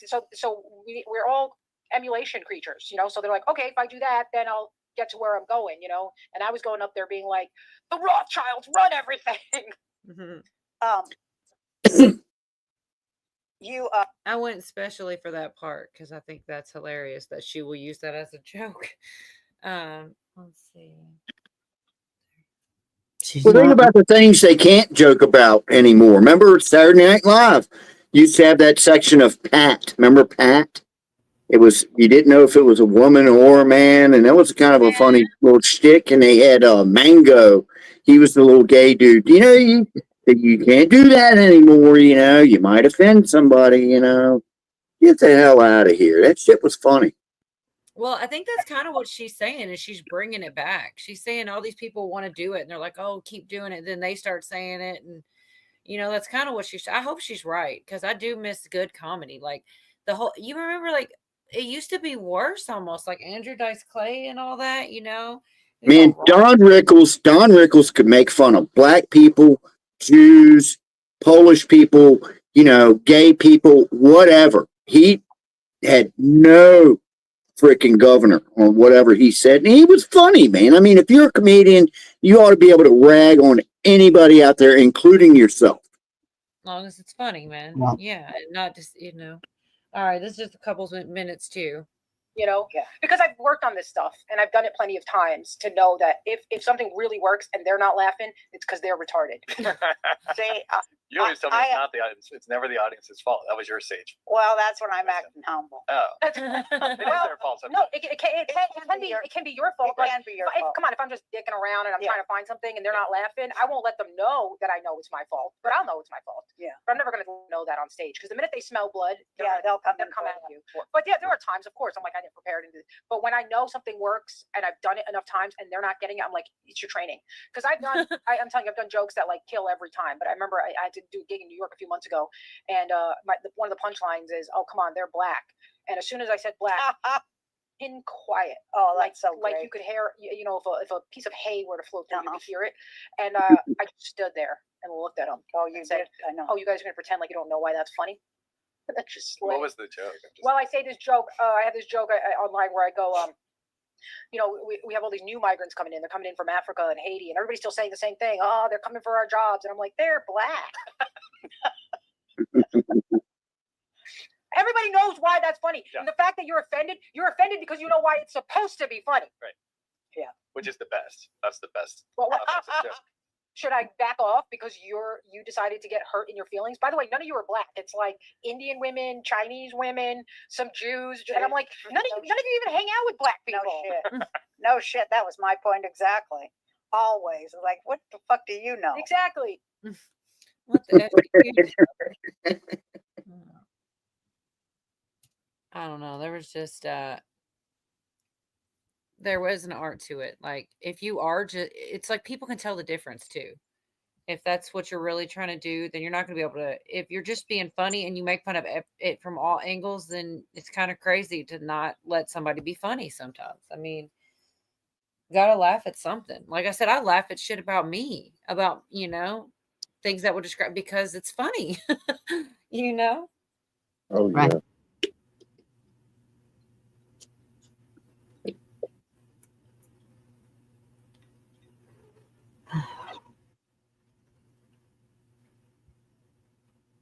All right, let's see. I got do you think it's going to get worse? They're kind of almost talking in code about like the world and the good versus evil. It gets really deep. I know like there's so many pause. That's what she said when I say that, but I don't know what other word. It gets heavy. And we can handle it. Yeah, I just saved a video about this spiritual warfare that I want to watch later. See what they're going into about it. Yeah, I would. That sounds like something I'd be interested in too. But Do you think it's going to get worse? no, my jokes are going to get Yeah. worse. Oh, Trust me. okay. Oh, I'm like, we're just starting Really, out. okay. You're so offensive. I don't think it's going to get worse because I'm hopeful. I don't like to be black-pilled, but I do think they're going to try and make it worse. I do think they're going to try to do a technological, tyrannical, oppressive system. What I'm hopeful for is that they are extremely arrogant Yeah, and right. they really believe that they are way more powerful than they are. Yeah, I think so too. And they believe we're stupider than we are and that we're more broken than we are. But what I I agree there. what I see happening is they're actually accelerating the wake up because of how aggressive they're being with their plan. Yeah. And they're doing this because they're arrogant and they think no one and nothing can stop them. That's right. They think they'll never be held accountable. Yeah. But I do think for us, like what I have to get right with is like, I have to look at myself and be like, why, what in me allows this to happen? And, I was kind of like agnostic, atheistic for a while. So when you're that way, you don't really have a foundation for your morality. Everybody thinks like, our morality that we have is just innate. And it's like, no, we've inherited this from a tradition of Western European Christianity that created this in the society. It's sewed into the fabric of our society. So we're taking it for granted. You don't have this anyplace else in the world. It's about, it's about Western liberal Christian republics and democracy as a means of voting for that. Yeah, but not democracy like they say it. No, it's not. And it's if we look at what we have done to allow this, it's we've fallen away from that faith, that knowing that there is a God and that he does have a moral code and that you are falling short of it and that you do need to aspire to be to it. Because when you don't, then you don't reflect on your own behavior. We're so busy pointing out George Soros and all this, but George Soros can't do what he's doing without millions of people lacking the courage to stand up and say no, without millions of people not having the work ethic to work for the kind of society that they want, right? So that's where you look I think they are working for the kind of society they want.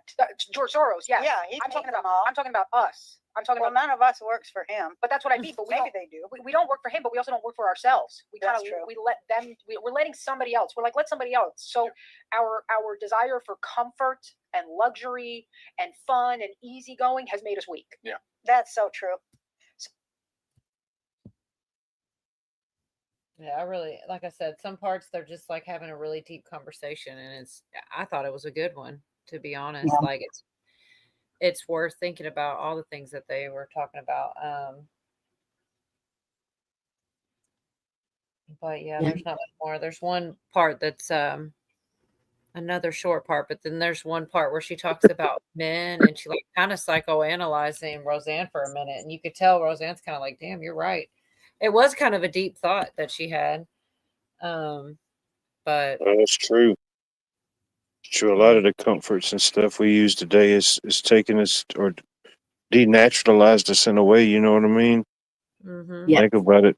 So many things, so easy just to go hit a light switch or adjust the AC or go to the everybody fridge everybody that's addicted to their phones. I mean, it's I get pissed off every stoplight I come up to. I can look left, I can look right, and everybody's on their damn phone, man. I mean, it's like, I'm surprised there's not more car wrecks, even worse than drunk driving. Huh?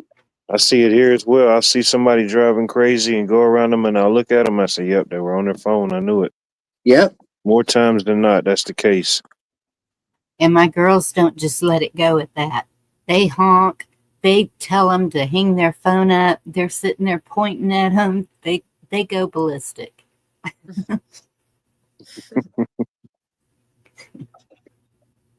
Yeah. They passed a law, I don't know, a few years back around here about the texting and driving. You can get a ticket, but it's like as soon as they passed that law, it just got worse. People was like, oh, man, there's a law we can break? Oh, man, let's send some more texts. It did. Yeah. They don't even realize how it's like another limb of their body or something that just, and yeah, I use my phone and everything, but when I'm driving, no, I don't do that crap. I don't either. I know I'll wreck. I mean, I know me good enough to know that I'm going to wreck if I get distracted like that. Yeah. But they've made it to where, I don't know, all cars, my car, you can answer your phone on the steering wheel. It's right there. That's fine. They've made it where it's speaker. You don't have to have a headset or anything. Yeah. And texting, that just has to wait. Yeah. Even my daughter that was Siri addicted, and she would tell Siri what to say to the person, and it would text it to the person. So there's so many ways that they can do it without even touching their phone now that I don't understand anyone holding their phone in a vehicle. Mm. Yeah, they're all doing it, though. They're all doing it.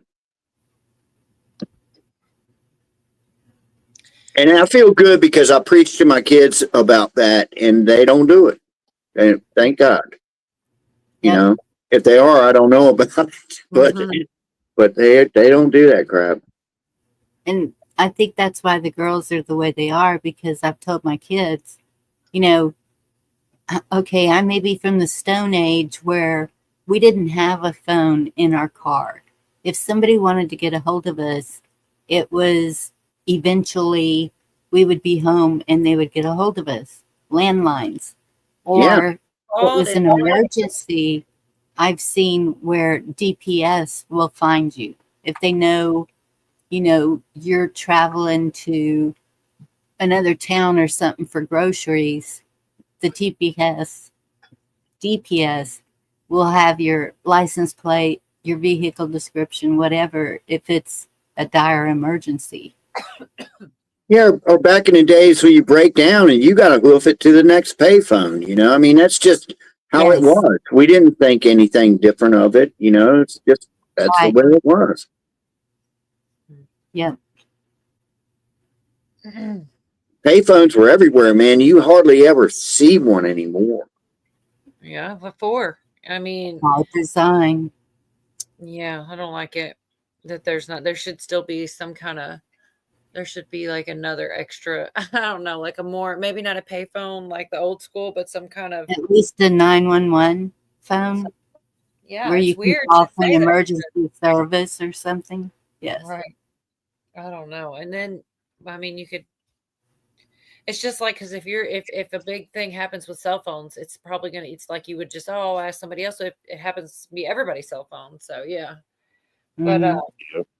this is just a minute. And then the next one is about 5 or something like that. And I'm going to play them and then I'll take a break from this. I know I keep saying that, but then I kind of feel like, well, it's always in the background. I should just run through it so I don't have to worry with it anymore, kind of.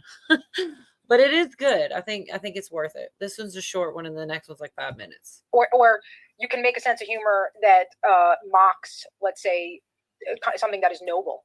You can mock the Christian who goes to church and doesn't cheat on his wife, right? Mhm. You can mock the woman who wants to stay home and make sure her kids don't think they're trans, right? Right. You can, but if you you can mock. But if you mock, you know, the black criminal who's on his 3rd arrest, even though he just got a bunch of money, oh, you're racist. Right. And you're like, okay, so the problem is what I say, not the horrible stuff that these people are doing that I'm talking about. That's the problem. That's what I realized. You can do all this horrible things. They're not going to punish them. But if you talk about the horrible things that somebody's doing, we're going to punish you. I'm living the dream, the beam dream, that is. Oh, shoot. That started to change. All right. Like I said, the next one is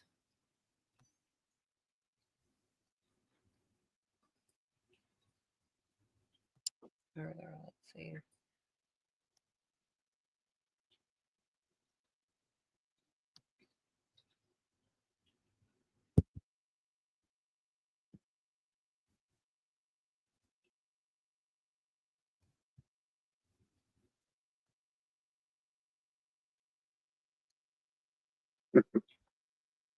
I've got the Jeopardy music going through my head. Do do do do do do. What was the final question? Do Um, do. I try to do, get it to the do, exact do. spot because if she says a word or something that, and there was like both of the clips of things that I'm showing, there were certain things that I would not play myself. I'll play the other parts, but it's not like someone can't look it up. I just don't want to be responsible. Like if it's going to offend somebody. And I mean, like, because the stuff is pretty offensive just on its own, right? Like some of the things that Mel Gibson yelling at Hesgrove, but it's funny. Like if you don't have a sense of humor, you might not find it as funny. But anyway, like, I mean, I could see where it could, bother somebody, but he's on the phone. He's not in person and he's really just pissed off. So it's kind of funny because like nobody's getting hurt. He just sounds like a maniac. Yeah.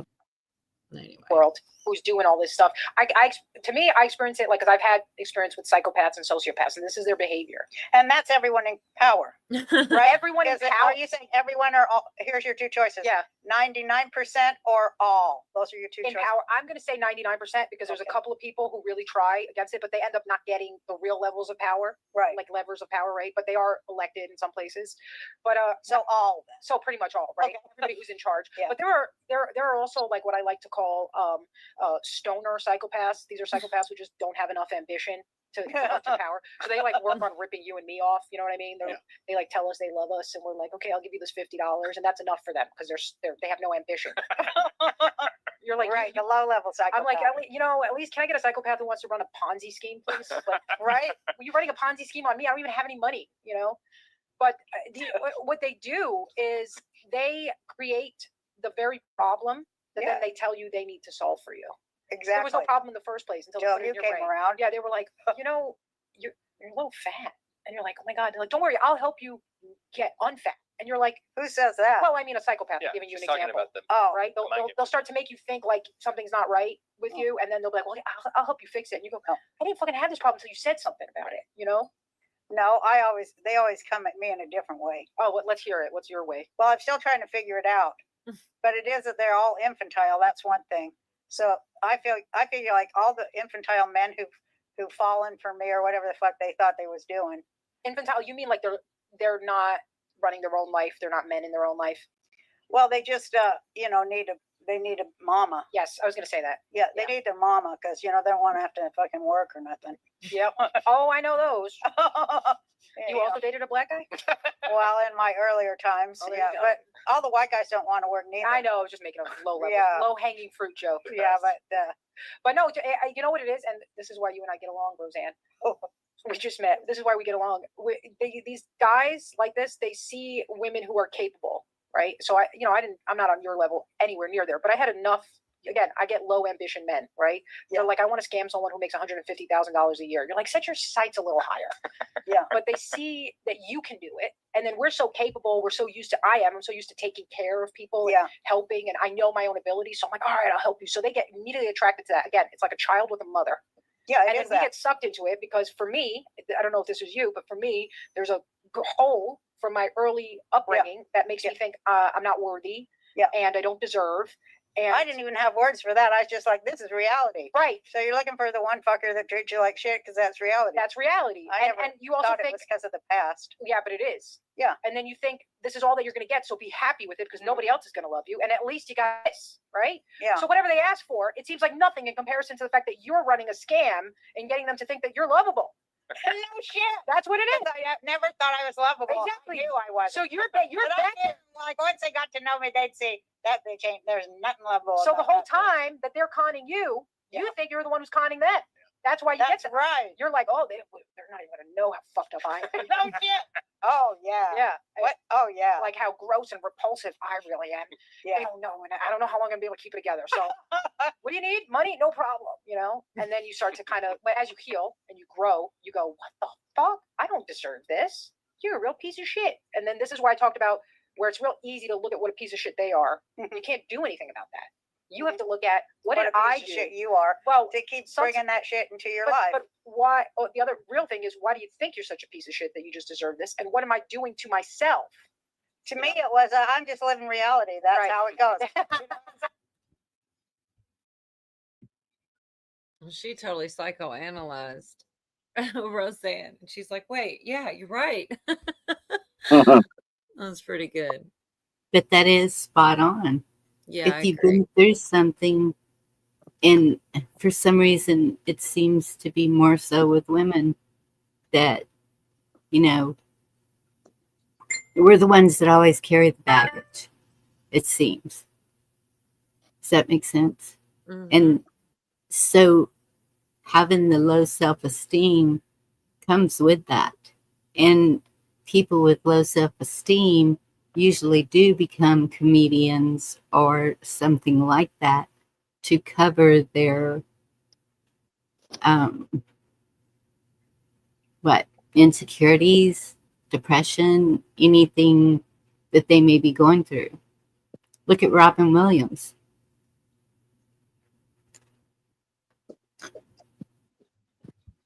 Yeah, can be for sure. Yeah, that was a very sad situation with him, man. I still, every time I think about him, the bad thing about that is someone like that who did so much, so many things that made you laugh, and he was entertaining and everything, but anytime somebody, offs themselves like that, that's the one thing you think about. You're stamped for eternity with that one thing you did, and it's very, very sad. Do 1,000 good things, but they'll judge you for that one bad thing. Oh yeah. Yeah. Yeah.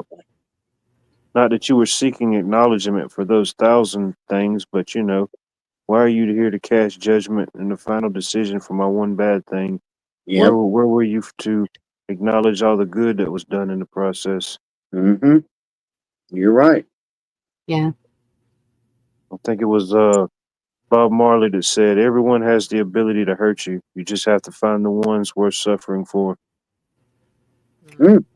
There's people out there that will try and find that weakness and use it against you. Oh yeah.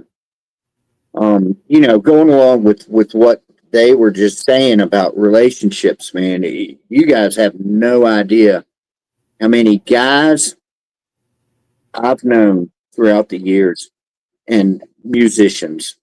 I'll just tell you, I know quite a few to this day, and we were all playing back in the 80s and everything. I always went for the good looking chicks, but some friends of mine, they had this scheme where they would find a girl that wasn't all that attractive, but she had a lot of money, and they knew I swear, they knew if they hooked up with someone like that they wouldn't have to work. And to this day, these guys, that was 40 years ago. These guys are still living off these women that weren't that attractive, but they would show them, and they would always have this thing that was kind of like, well, you're lucky I'm here. You're lucky to be with me because, and these were good looking guys and whatnot, but I was like, man, how can you, I still know these guys that are still not working and their wives are working and they're, and that's just, I couldn't be like, I got more conscious than that. I've got more whatever in me, integrity or whatever, I can't do that.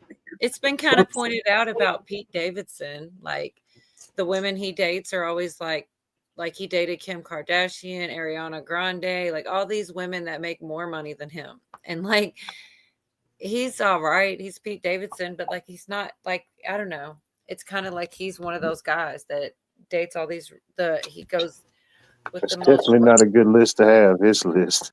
Yeah, but at least they're good looking, these guys I know it was like a scheme they had, yeah, they could get the good looking girls, but the good looking girls, didn't have all the money and, it wasn't like a life plan of setting myself up so I never have to work, and it's just, it's slimy, What you're describing, Yorga, is total manipulation.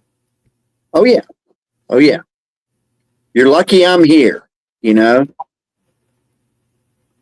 That's just, give me names. I got some. I've got plenty. I got plenty of me. Yeah.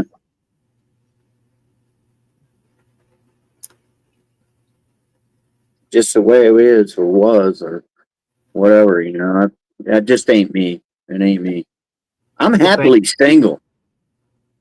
It was the breakdown of a society because of all of that. Because of Gigolos. Yeah, he says gigolos, and I think about Patrick Swayze in Dirty Dancing, giving a speech to Baby, and they all smell so good. It's like they throw themselves at me and their money, and that's literally what he does: is date those other women. I love that movie. I saw it like a million times. You say gigolo, I picture Patrick Swayze explaining to Baby that he's the one getting taken advantage of. That was a good movie, though. I loved that movie when I was young. There you go, Wayne. No respect. Yeah, there's a lot of slimy people out there, man. I'm telling you. I know some of them.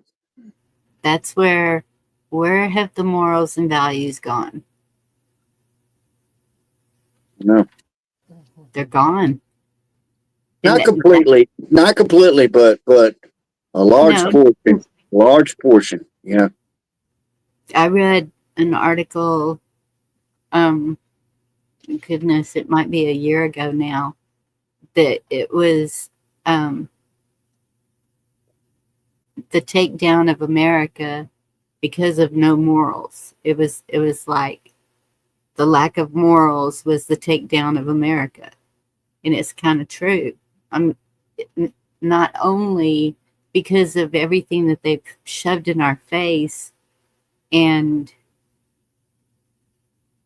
made the grass look greener on the other side, no matter what, made divorce so easy. Of course, you're going to hear complaints from the men that half went to whatever, or the women that it both ways. And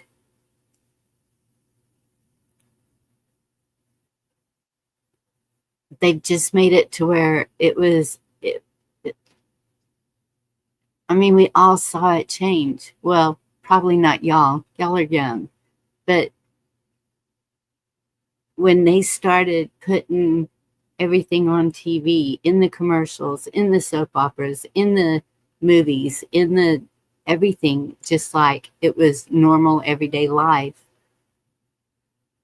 that's when it started becoming normal everyday life for people. And it just should have never happened. But you know, oh, go ahead. Well, everyone keeps saying it's because they took God out. This was before they took God out. So I don't think that that's solely the reason. I think that it was the visual pleasure that people were getting through all of that.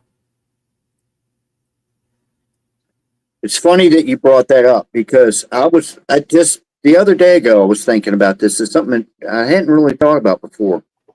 When I was a kid, and like you said, us older people, you know, I was a kid back in the 60s, grew up in a nice neighborhood.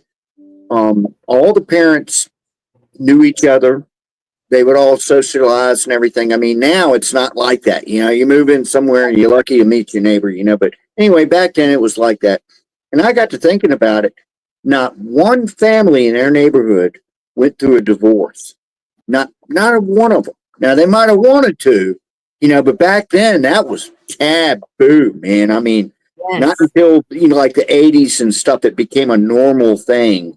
And, you know, but back then, hell no. Nobody. I mean, that would have been like a scandal, you know, in their neighborhood, you know, but not, I tried to think, you know, did any of those families, you know, if they did, I didn't know about it, you know, and that's, you know, back then things were just better, you know, things were not so complicated, and, you know, you know, right, wrong, you know, if I was screwing up in somebody else's, you know, backyard or whatever, that their mom would call my mom and I'd get my ass whooped when I got back home, you know. Those are the good times, man. It really was. Yes. We were able to run free. Yep. Pretty much. We could, gosh, I'm pretty sure my mama didn't know where I was half the time on my bicycle. No. But they knew, but my mom knew that other moms were looking out for all of us, and she'd get that phone call, you know. Yeah. You didn't want to get that phone call. But, you know, you didn't know how good it was, you know, when it was like that. And, you know, like I said, once about the 80s came around, I've been divorced twice, and it was not that, it was like, yeah, getting a divorce, you know, that was a big deal back then, man. Yeah. So, but it's nothing now. I know it. Well, it still is, you know, it still is a big deal, but It still is. And I'll say this about that. You know, when I've been married twice, when I made those vows, I mean, I was almost trembling, because, you know, that's, you're literally making a contract. You're making a vow. And much God. I hate to say it, both of the girls I married, they didn't think anything about those vows. They didn't, you know, like it was a really important thing, you know, from God and you know, between you two, and, you know, and you got your parents and everybody else, and, you know, it's really, you know, think about it, you know, those vows, and you get into your marriage, and you know, a couple years down the road, things aren't going so well. I would always think about those vows. I made those vows. I can, and I can say I never cheated on either one of them. I never did. I could have, but that wasn't me because I made those vows. I'm never going to make them again, but I gave it a shot. Yep. That's, I had 2 husbands. Same. They chose others. Yeah. Lots of others, not just one. It couldn't be just one. Oh, yeah. Had to be What's that? a lot. Friends, everybody. Yeah. Yeah. Yeah. My second one did that. Yeah. Uh-oh. Check. All right, I thought you had something to. I was over here confused. I thought I was letting We you hear know. you. There were 2 for a minute, but you're here now. Okay. Yeah. I was thinking you were putting like a video. Yeah, I was in deep thought for a second, just taking it all in. But yes, that generational erosion of everything, Yeah. You don't see it. You don't see it happening then because you're living in the moment of, because just like how all of y'all could, or anybody could just say, hey, to a certain point in time, those were the good days or those were the best days. Thinking 30 years from now, anybody that's still here will be looking back to the day and be like, man, those were the good days. Yeah. How time constantly changes, And things get more acceptable, things that wouldn't have been acceptable now. Exactly. Communities live and thrive and survive together for millennia, thousands of years, hundreds of years, and it only takes a couple of generations for certain ideas and stuff like that to be totally erased and be replaced. Yep. Right. Does And- anybody? I'm sorry. I don't know if anybody remembers who said in chat was asking about Tom, but I said that Zach had a video chatted. I'm gonna send him the link out because he said he did. I don't know. I don't know what all they talked about, but I'm sure if he wants to share, he can come up here. And I just can't remember who somebody said about Tom. Was he talking to Tom personally? Yeah, well, like mostly everybody's been keeping in touch through Laura, but he Yeah. told me he was going to have a video chat with Tom was coming up, and so that's what I said when That someone is asked. so I was like, awesome. yeah, and I wasn't sure, but I messaged him and he said that he did talk to him, so I sent him the link. He says he'll be up in a couple minutes to talk about it because he's recovering. That's great. It is. He really was a good friend to Yeah, to a lot. Tom's a good guy. He is. So yeah, he wants to. That's why I didn't want to answer because I knew I haven't video chatted him. I've talked to Laura a little on text message and stuff, but I haven't had a video chat with Tom yet. I haven't seen him since before anything at all. So anyway, And what we were talking about a while ago, I was labeled divorced with children. Oh, yeah. That was a thing. Oh, yeah. Back then, that was the thing, man. It was like, oh, my God, they're back. What's up, buddy? Yeah, that was a big damn deal, Yes. And people would whisper behind your back, oh, she's divorced. Yes. Oh, God. Yeah, my grandmother wouldn't go on dates, or she never remarried. She got a divorce, and I guess that was just her shameful enough. And yeah, she was one. Nobody else in my family was really like that, but my grandmother was like, Yeah, it was. You were shamed for it. Yep. Even though they were doing that, no one condemned them for that. It was, oh, you're divorced and you have children. And yeah, nobody knows really what the story is, But keep your men away. It's like they think just because you've been married once, you're like damaged goods. But no, they think you're desperate or something. Like after every man you see or something. I don't know. Or like because you're divorced, you're easy somehow. Yes. You're a loose woman. Yep. It's life, and everything we do is just so precious, you know. It's a gift every moment. That's why life is it's the only painting or drawing that you can create that you can't use an eraser. You know what I mean? Once you put that brush stroke, it's down. But you can't let nobody judge you for it. It's inevitably it's still going to be the painting and the testimony of your life. We all have to live ours. Yeah. That's what makes it so beautiful. What's up, Zach? Hi, Zach. Good to see you.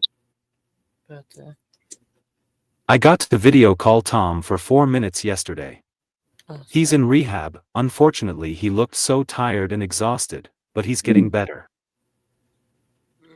And this has been a while too. It's been a couple months with Tom, I think. Is it?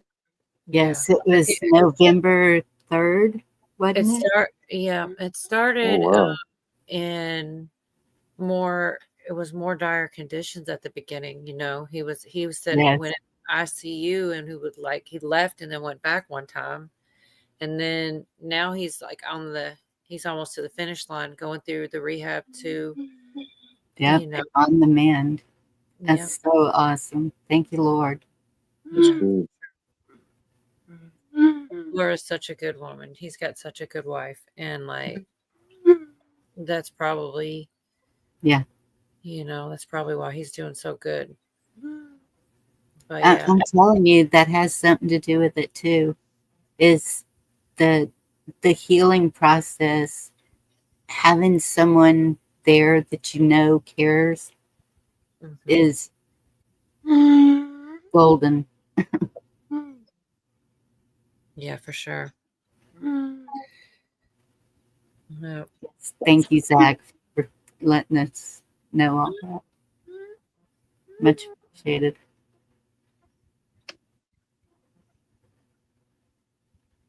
Yeah, and that's the thing when you're in rehab, it's why he was so exhausted. That's what they work you to death because they have to, that's the thing Yes. about it. And so you would be exhausted like all the time. You're just like, oh, leave me alone. I had to, let me rephrase that. I got to be there some for my grandmother when she was in there. And she's like one of the toughest people I've ever known. So seeing her, like struggle to do the exercises and get herself back to good, because hers was from a broken hip, but you still have to do like rehab. Oh yeah. And I never saw her show. I almost felt guilty for being there because things, I don't know about, I feel like maybe it wasn't specific to my grandmother, but I feel like in the past, I feel like it was more natural in the further generations, like people they were like more prideful and they wanted to like, never show. I don't know. It was just a different time. They're tougher. I felt bad for being there because I felt like she didn't want me to see her not be tough, not be strong. And she couldn't help it because they were like, it's a lot. I felt terrible for her because, like I said, she's one of the toughest ladies I ever knew. And I was like, oh my God, if she's hurting, then this is a lot. It's hard to see.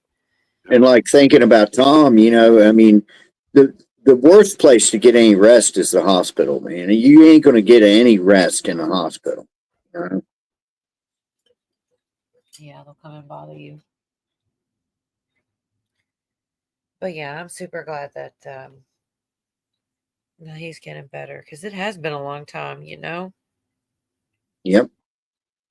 He would going down a long road, man. I hope he gets better soon. Yeah, he will. I mean, really, the hardest parts are over, like for him so far. I mean, like, I'm just glad he's okay. Like, I'm glad he's gonna pull through. It's just a matter of time, I feel like. But yeah, I wanted Zach to speak on it. I'm glad he did. Good to see Zach. I haven't seen him in a long time. Zach, yeah, he's got a channel. I don't know if he has a wrench, but Billy's here if you want to drop Zach's channel link. Been there plus framers. I don't know if you have a wrench, Zach. I'm not really sure. You do have one. Yeah, check it out, Yorga. He has others with disabilities, and they talk about how they persevere through the disabilities, and the gardening, the different things that they do.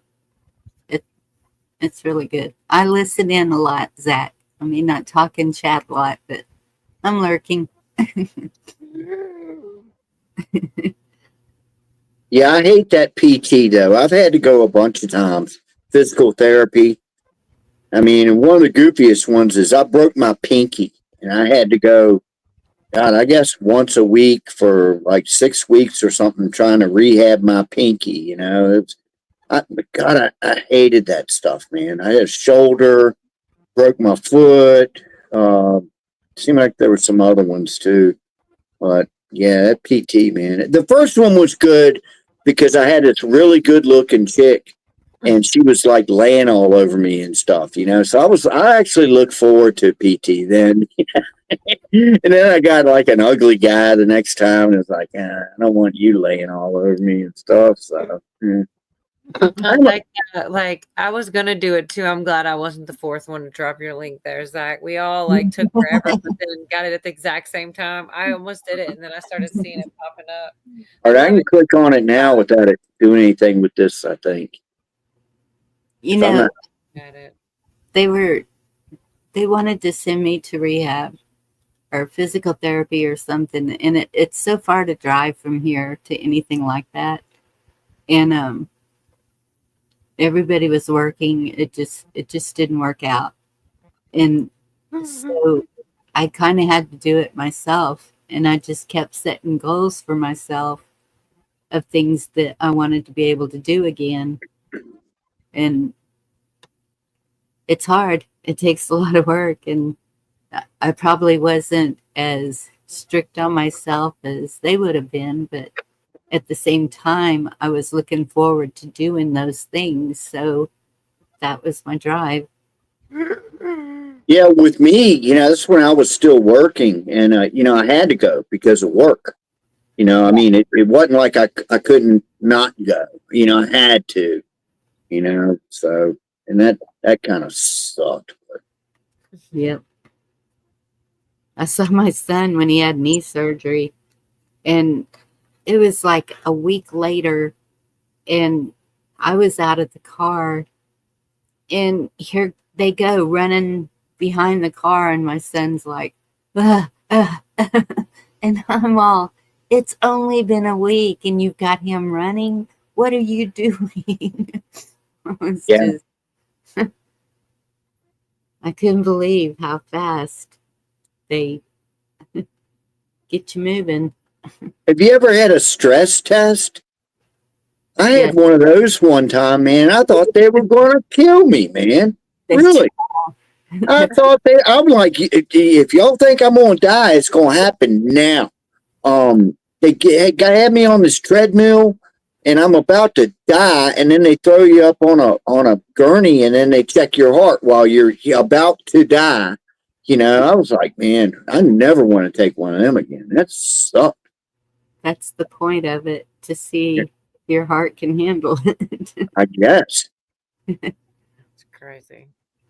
Yep. So I guess they just figure if your heart can't handle it, they'll just Yeah, they got the defibrillators and all that shit right there. They would just bring him back, make him do it again. You failed. Get back on that treadmill. And that's my mother did the chemical one, and thinking that would be easier. And she looked at me and she said, "Do not ever do that." And I said, "Mama, I'm not doing either one. Don't worry." Man. She said it was horrible because it puts you into instant, just like you've run on that. Really? It puts you into the instant peak, like just quick. Yeah. Man. No, I don't want that anymore. I'm not. In fact, I'm refusing. If they tell me to do that next time, I'm like, no. That's what I tell them. You know, if I ever do it and die, then I did it myself. You're not doing it to me. Yeah. Yeah. I know you get on that treadmill. Can I just walk? No, you got to run. Run as fast as you can. They speed it up. I'm getting ready to have a heart attack here. Yeah, that sounds terrible. Like they're trying to make it happen. I would not like that. I hope I don't have to do that. It sounds terrible. It does. It's funny.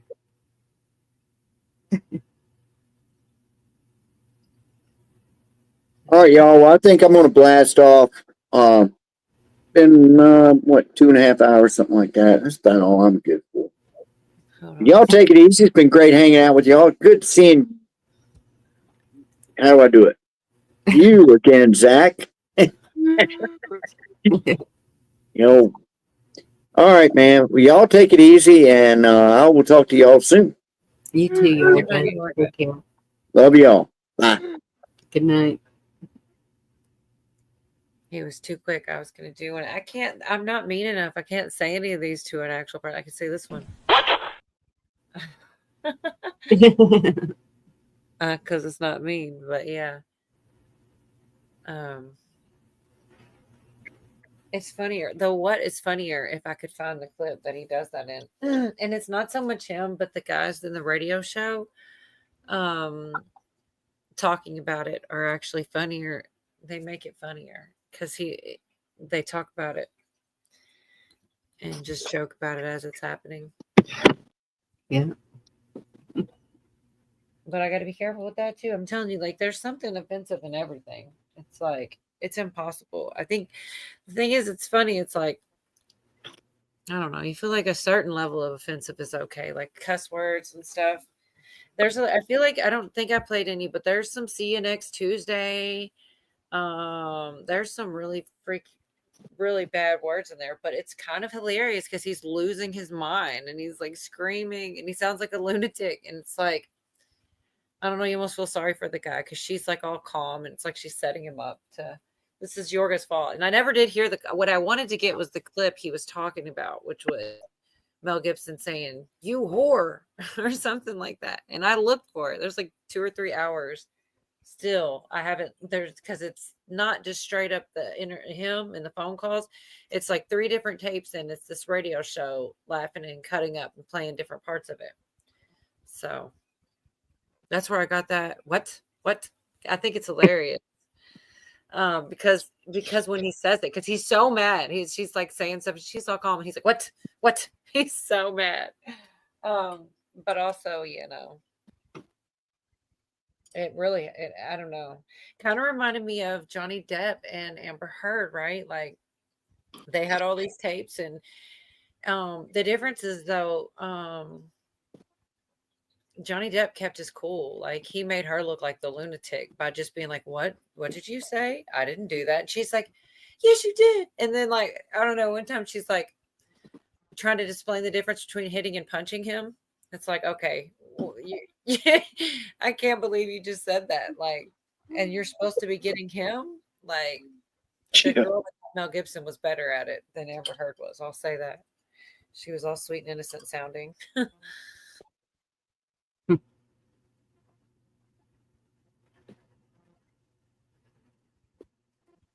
But yeah, the Mel Gibson tapes are pretty bad too, and I can't remember which ones had which cuss words, to be honest. He calls her a dishonest "See you next Tuesday," but like my honest reaction when I heard him say that, I freaking busted out laughing, like cracking up laughing because he's just so upset, and it's like his feelings are hurt. You ever hear somebody like be horrible, but deep down they're really just they got their feelings hurt.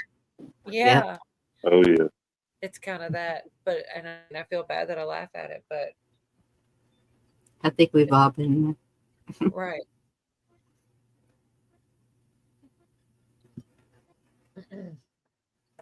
There is one more little part in that interview. It's only like a minute long. I have to go find it again. I wasn't going to, but I don't know. There's just something about Oh wait. Something about the oh, there is a lot more. Roseanne laughing, talking about her dad going to kick somebody's butt and it's like snowing and he slips under the car. He's saying the other clip. I don't want to play the other clip. I mean, okay, look. Listen, this is pretty funny. I'll play it if I can find it again. This one's not as bad as the third one. And it is funny though. If you were mad at somebody, which I mean, nobody even trolled me, thank God. But here. You're a pain in the ass! You're a pain in my ass! Stop being that! That's my favorite part is the end. Stop being that. Favorite part. He's so upset. Just stop being that. He is so serious. But yeah, the other one's pretty even worse.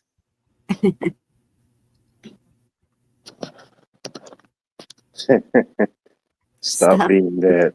Yeah. We'll have to use that for next time.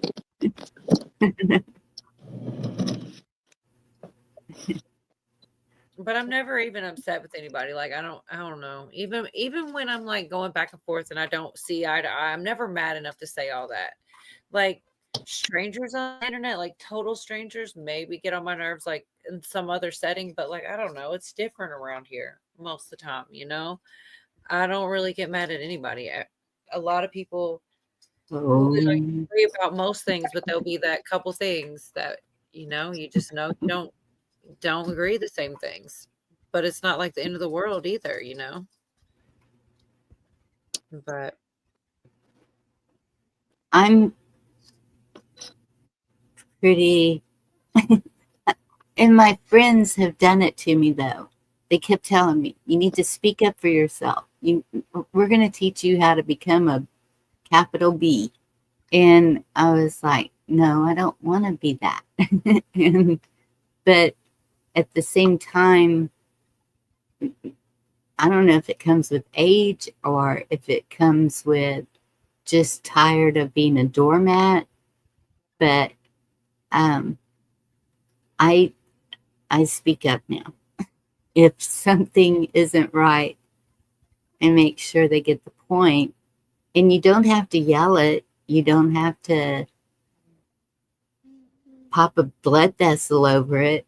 You can say it in a way that it can even sound like you're being nice, but you're really putting in the dig. Bless your heart. Is that what you're saying? Maybe a little more than that. But yeah.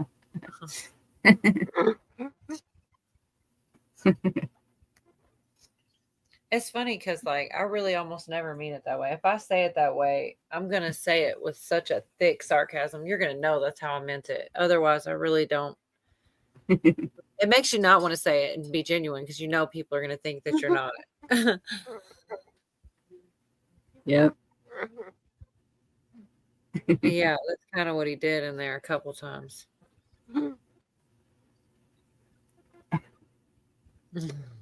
Stop being that. Yeah, I want to do it. Okay. It's quiet enough. We're not saying anything. It is pretty freaking funny. I'm going to play it one more time. It's only 9 seconds. You're a pain in the ass! You're a pain in my ass! Stop being that!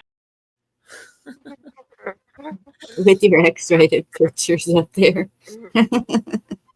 Was there? It was. That's really the girl that he was yelling at the time. I know. Are they I'm just X-rated? joking. Oh God, I didn't even really pay attention because I I felt think like she's got clothes on. Yeah, maybe not a lot. There's somewhere if there's a clip of it. I just don't know which ones have the worst cuss words. And the worst one I did hear was GD. Like I'd rather hear "See you next Tuesday" than GD, but you're gonna hear it places. But I try not to, play it. But one of them, he's talking about she's dressed in this certain way, and I don't know. It's just so funny. She has clothes, barely. Yeah. Well, hello, Blackwatch. But yeah, it was still funny though. Wonder what they did with my mama's cattle prod, actually.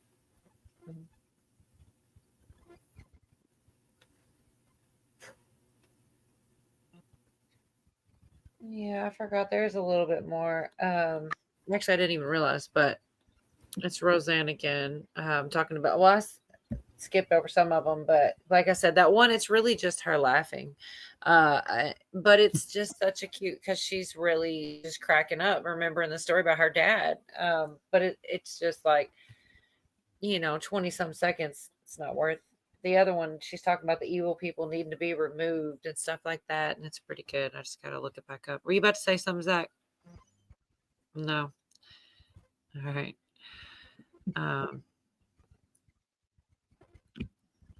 Yeah, the only thing I guess I can do without muting.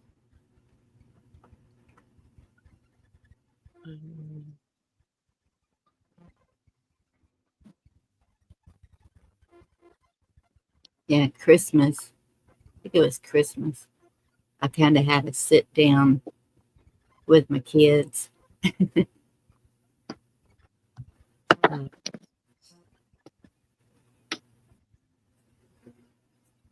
I sit down with them. Yeah.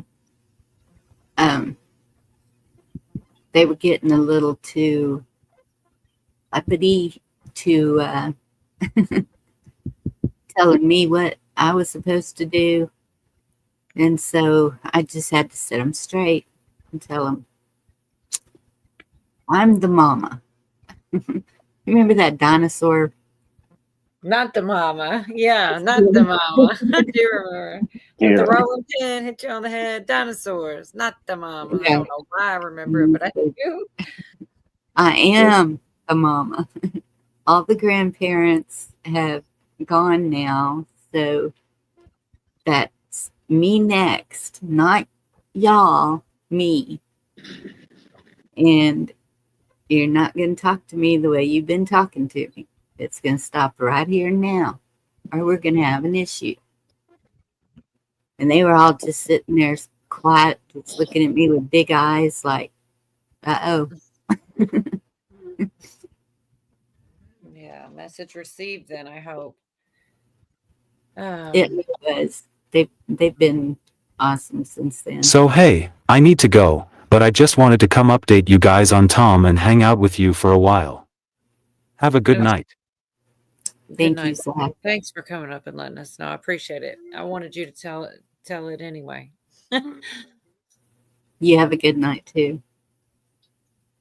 All right. Keep on keeping on. Good night, buddy. So cute. Evil people have to be removed. Cut to the chase. Evil people of all kinds, they got to be removed out of power. Cut to the chase. We don't even. I really hope nobody timed that, because it was like 22 and a half minutes. I'm just saying. Need to say any of that other shit that divides people. They're evil people in power, and they got to go. And God wants them gone. Yeah, I believe that. But I do think people who are in touch with, truth and God and whatever can see it. And when you get disconnected, that's when they can start lying to you, and you can start believing these things. And then when you get grounded back in the truth, it's like clarity, and you realize, no, there is an objective truth. But then we would have to disagree, would we not? I don't think we do, because I'm a Jew. No, I don't. So, think so. I don't see Christianity as being something that disagrees with Judaism. Well, they do disagree in terms of their doctrine on Christ, right? Yeah, but that in terms of morality, that doesn't bother me. Yeah, because I think that's very Jewish, because he was very Jewish. So to me, it's like, oh, it's a bigger view. Yeah, and he taught Judaism, so he taught true Judaism. Yeah, he did. Not what you have now, where no, it's like he didn't. No, he didn't teach European Judaism. Right. Okay. He taught the Judaism of the indigenous land there, because the whole Torah and the whole calendar is about that particular land. And, people don't want to see it. But anyway, that is what it's about. Yeah. And that's also about all tribal rights versus this corporatocracy that thinks it can steal the oil right out from under indigenous people's feet. It's all that shit. And God isn't going to allow that either. Yeah. Well, I don't even know where I was going off. I wanted to ask. Well, you were talking about, I mean, I'll help. I think you were, well, maybe I'm wrong. I think you were talking about infiltration of every group, every organization's been infiltrated by evil. Sure. And that we can't just say these people do this or these people do this because it's good and bad. No, I say it's like all the good has to get with all the good. Yeah, there it is. And stop what they have us doing is the good feel like they have to protect the bad amongst them. Right. That's correct. That is.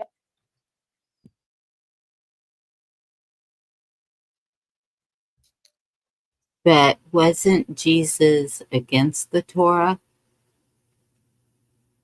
Well, they kind of just basically, I think we're saying they didn't have to be at odds if they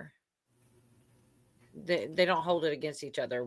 They feel like they're Right. still good people morally is all I think they were really saying about that. Right. I don't And- really, I don't honestly like it. It all gets kind of confusing at a certain point to me because I feel like a lot of the religions are so similar, but they're not the same, but they're very similar. And it is weird the way there's so many similarities, but then there's huge differences, like in certain religions, it's like it's this or nothing, you can't be saved if you don't believe this. And, Right. kind of a lot. But let's see. I got this one's a couple seconds. Let me see. It just takes me a second to go back and forth.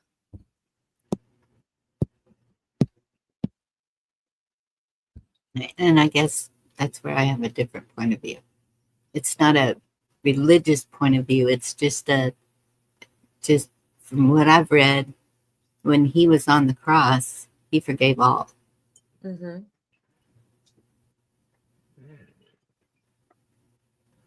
Like I said, the biggest sin writing for in a sitcom back in my day was write anything funny. They did not like that. They don't like funny. They don't.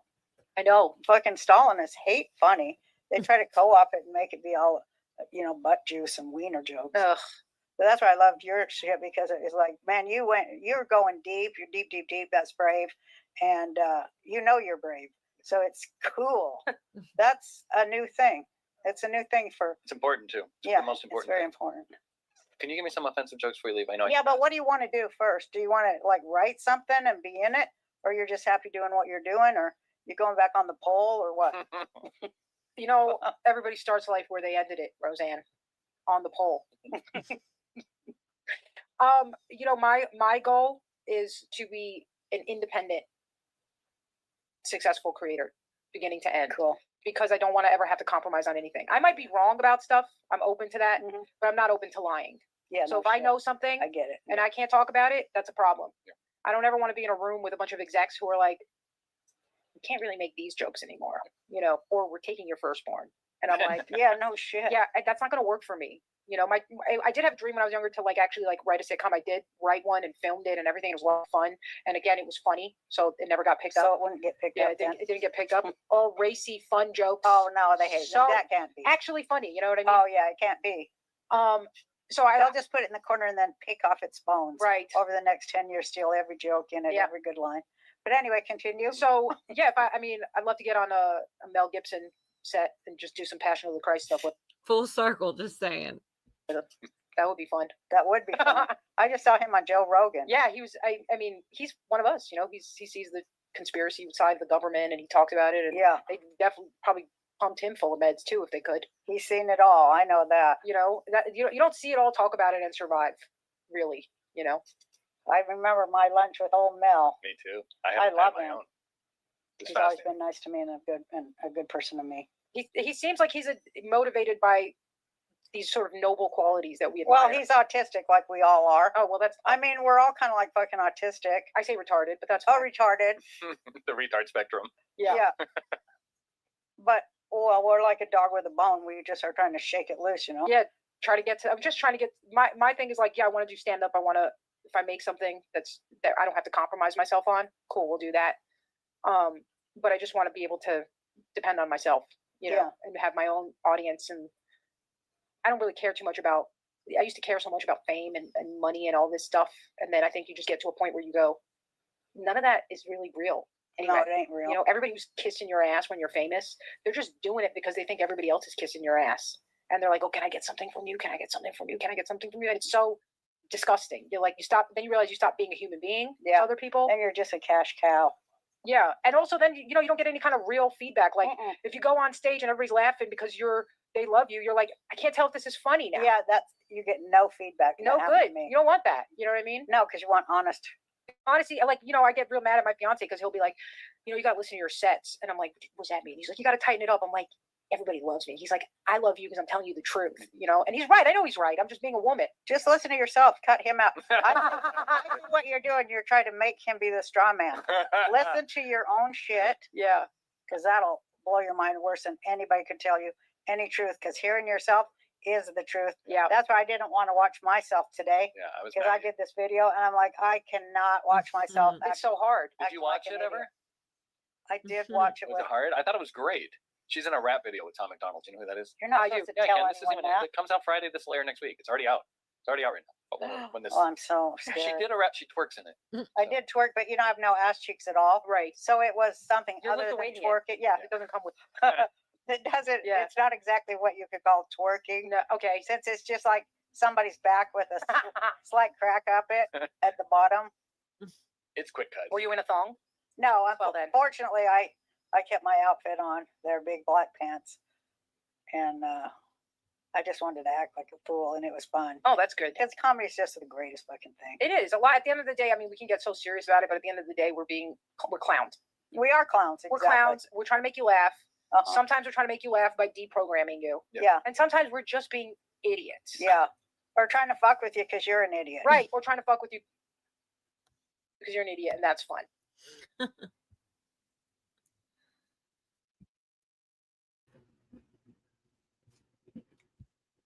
Boy, these men are just dropping, aren't they? Yeah. He's like, he did a smoke bomb. No.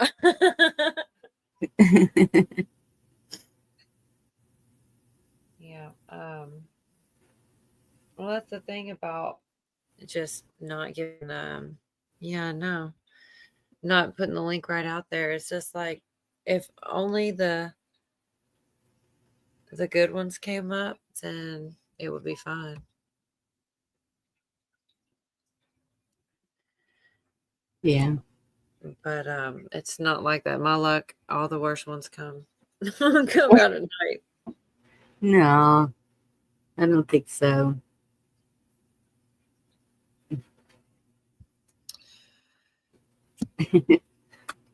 He has to work, so I know he needs sleep.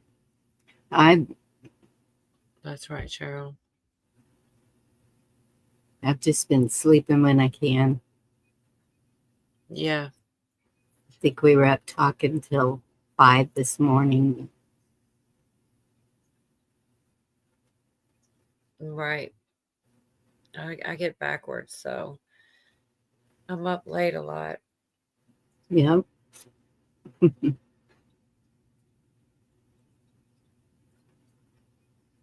Those that Bonnie said was trying to make her something she is not. Did I miss something? You know what that is? Oh, it's like a joke or something, some kind of a joke. Yeah, I think Blackwatch was talking about the friends that were telling me we're gonna make you into a capital B. Maybe that's what.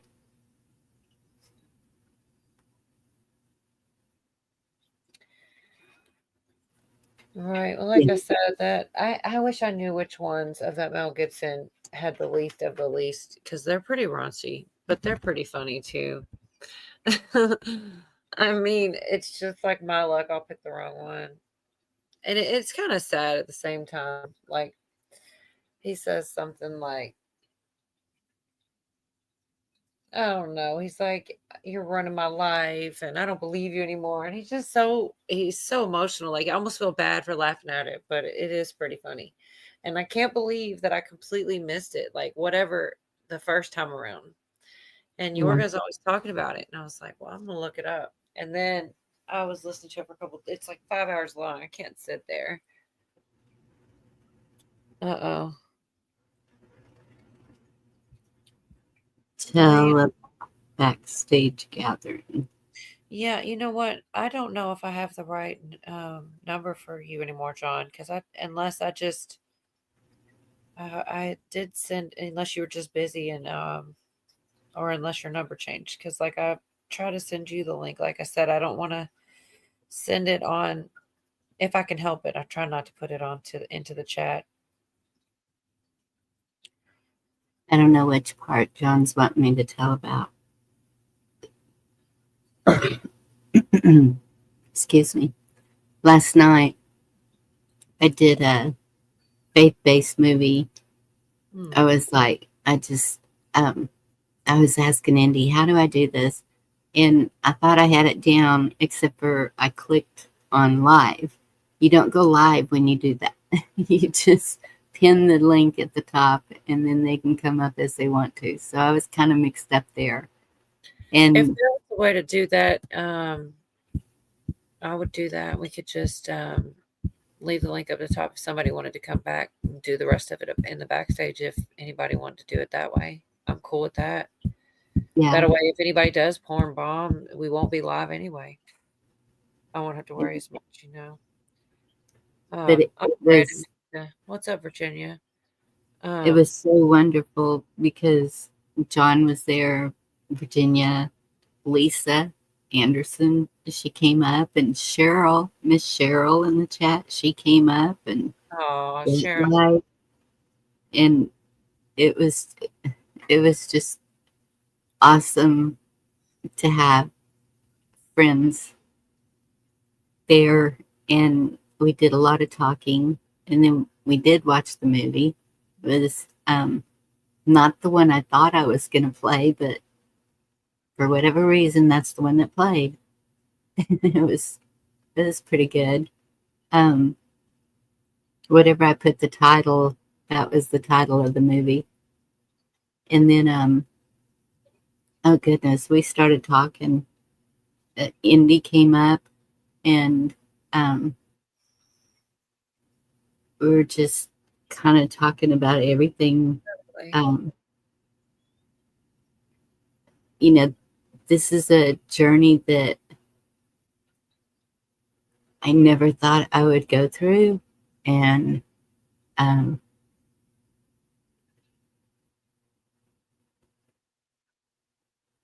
I can say is I'm leaning on God. That's all I can do. But a lot of emotions come out, and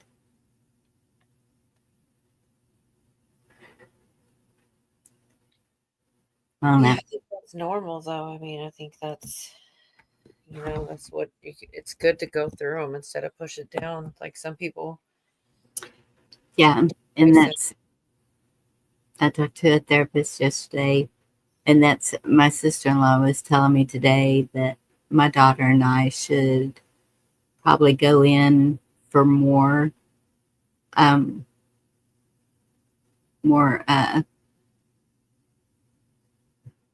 because that was a very traumatic thing, and that she and I were the ones that were trying to help her, that we found her, that we were trying to help her, and just going through that. Yeah. And so it's kind of like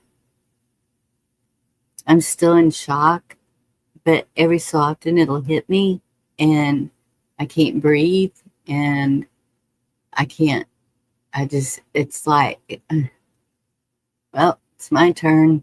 And then I just calm down and keep going. And I did get a shower tonight, put on clean clothes. I had been wearing the same clothes ever since. You don't want to get out of bed. You don't want to do anything. You don't want to face life. You just want to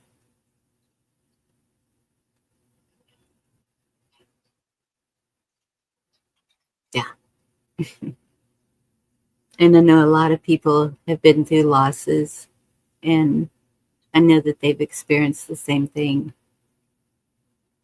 But I have to keep going. I still have 5 other children dependent on me and grandchildren. And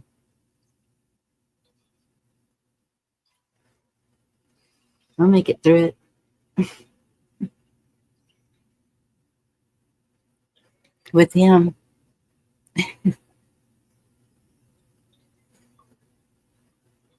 Yep, it is.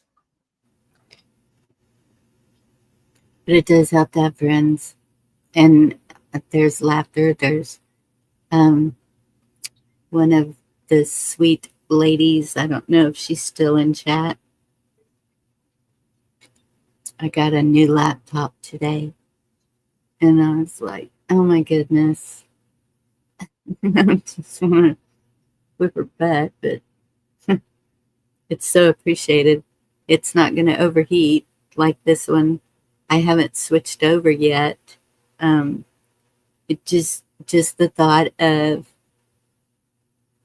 putting that much thought into something is really difficult right now. My work is just sitting over there. I'm neglecting a whole lot of things, and that's why I haven't gone live, because when I go live, I put my all into it, and I don't have my all yet. It's not there. Yeah, it's whenever you're ready and you feel like There doing she is. His kiss off. Mhm. She's an amazing lady.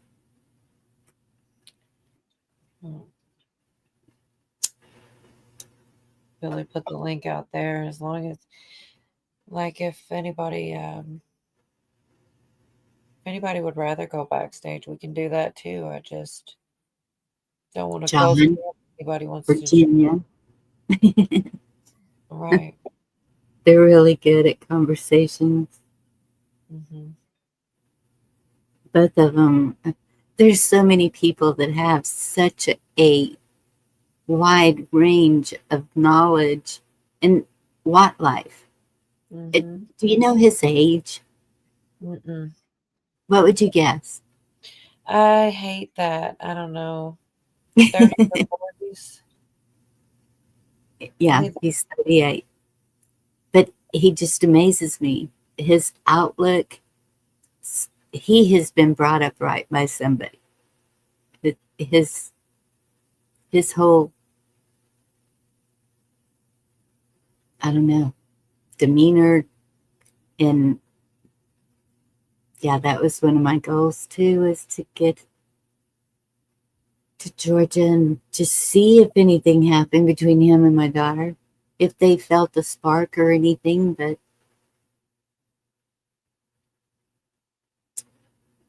God had different plans.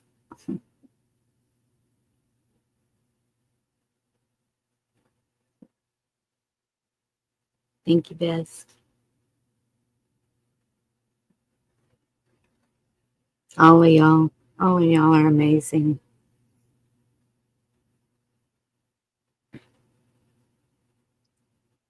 Well, it has been almost about 3 hours. I do have the link out there. If I go backstage, you still can get backstage from that link, right? If anybody wants Yes. to wait until we go back. Yes. That's what I used to do back in the day on Dangerous Freedoms. I wouldn't even think about it until, like, he'd be like, I'm getting ready to do a move stage, and I wait, and then I click that link. Yeah. Look, Cheryl, now we know you're still here. So Thank you, Cheryl. all right, till the chat's gone. Well, when does the chat go? Excuse me. I'm not sure. And that's the time I'm more willing to, like, well, I don't, I would much rather meet new people on a backstage than on a live stream, Yes. that because you just don't know. Right. And Okay. it makes them more comfortable too, I think, because they're not so in the public. Yeah, I know it did me. There was a time where I wouldn't do it. I mean, unless I've been drinking, like, and it's terrible, but it's true. It just like gives you a different type of courage. I understand. When I first started doing them, I would just kind of sit there and let everybody else talk because there was a group of us that would meet on panel. It was just a given. And, there wouldn't be anybody in the chat. And we would just sit there and talk and visit. And it was, our thing was, we were just sitting around a campfire visiting. That's what we were doing. And I didn't see Camo tonight. yeah, I think he's spending time with his sweetheart and going to bed.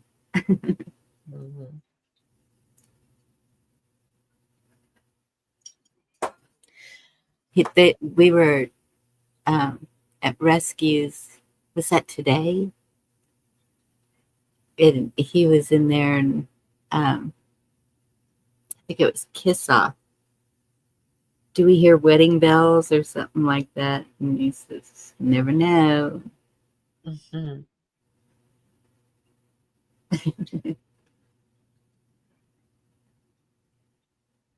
Yeah, it's pretty sweet. Yeah. I don't know. I had a couple more of these to play, but I can always play them later. Like I said, I almost feel bad about the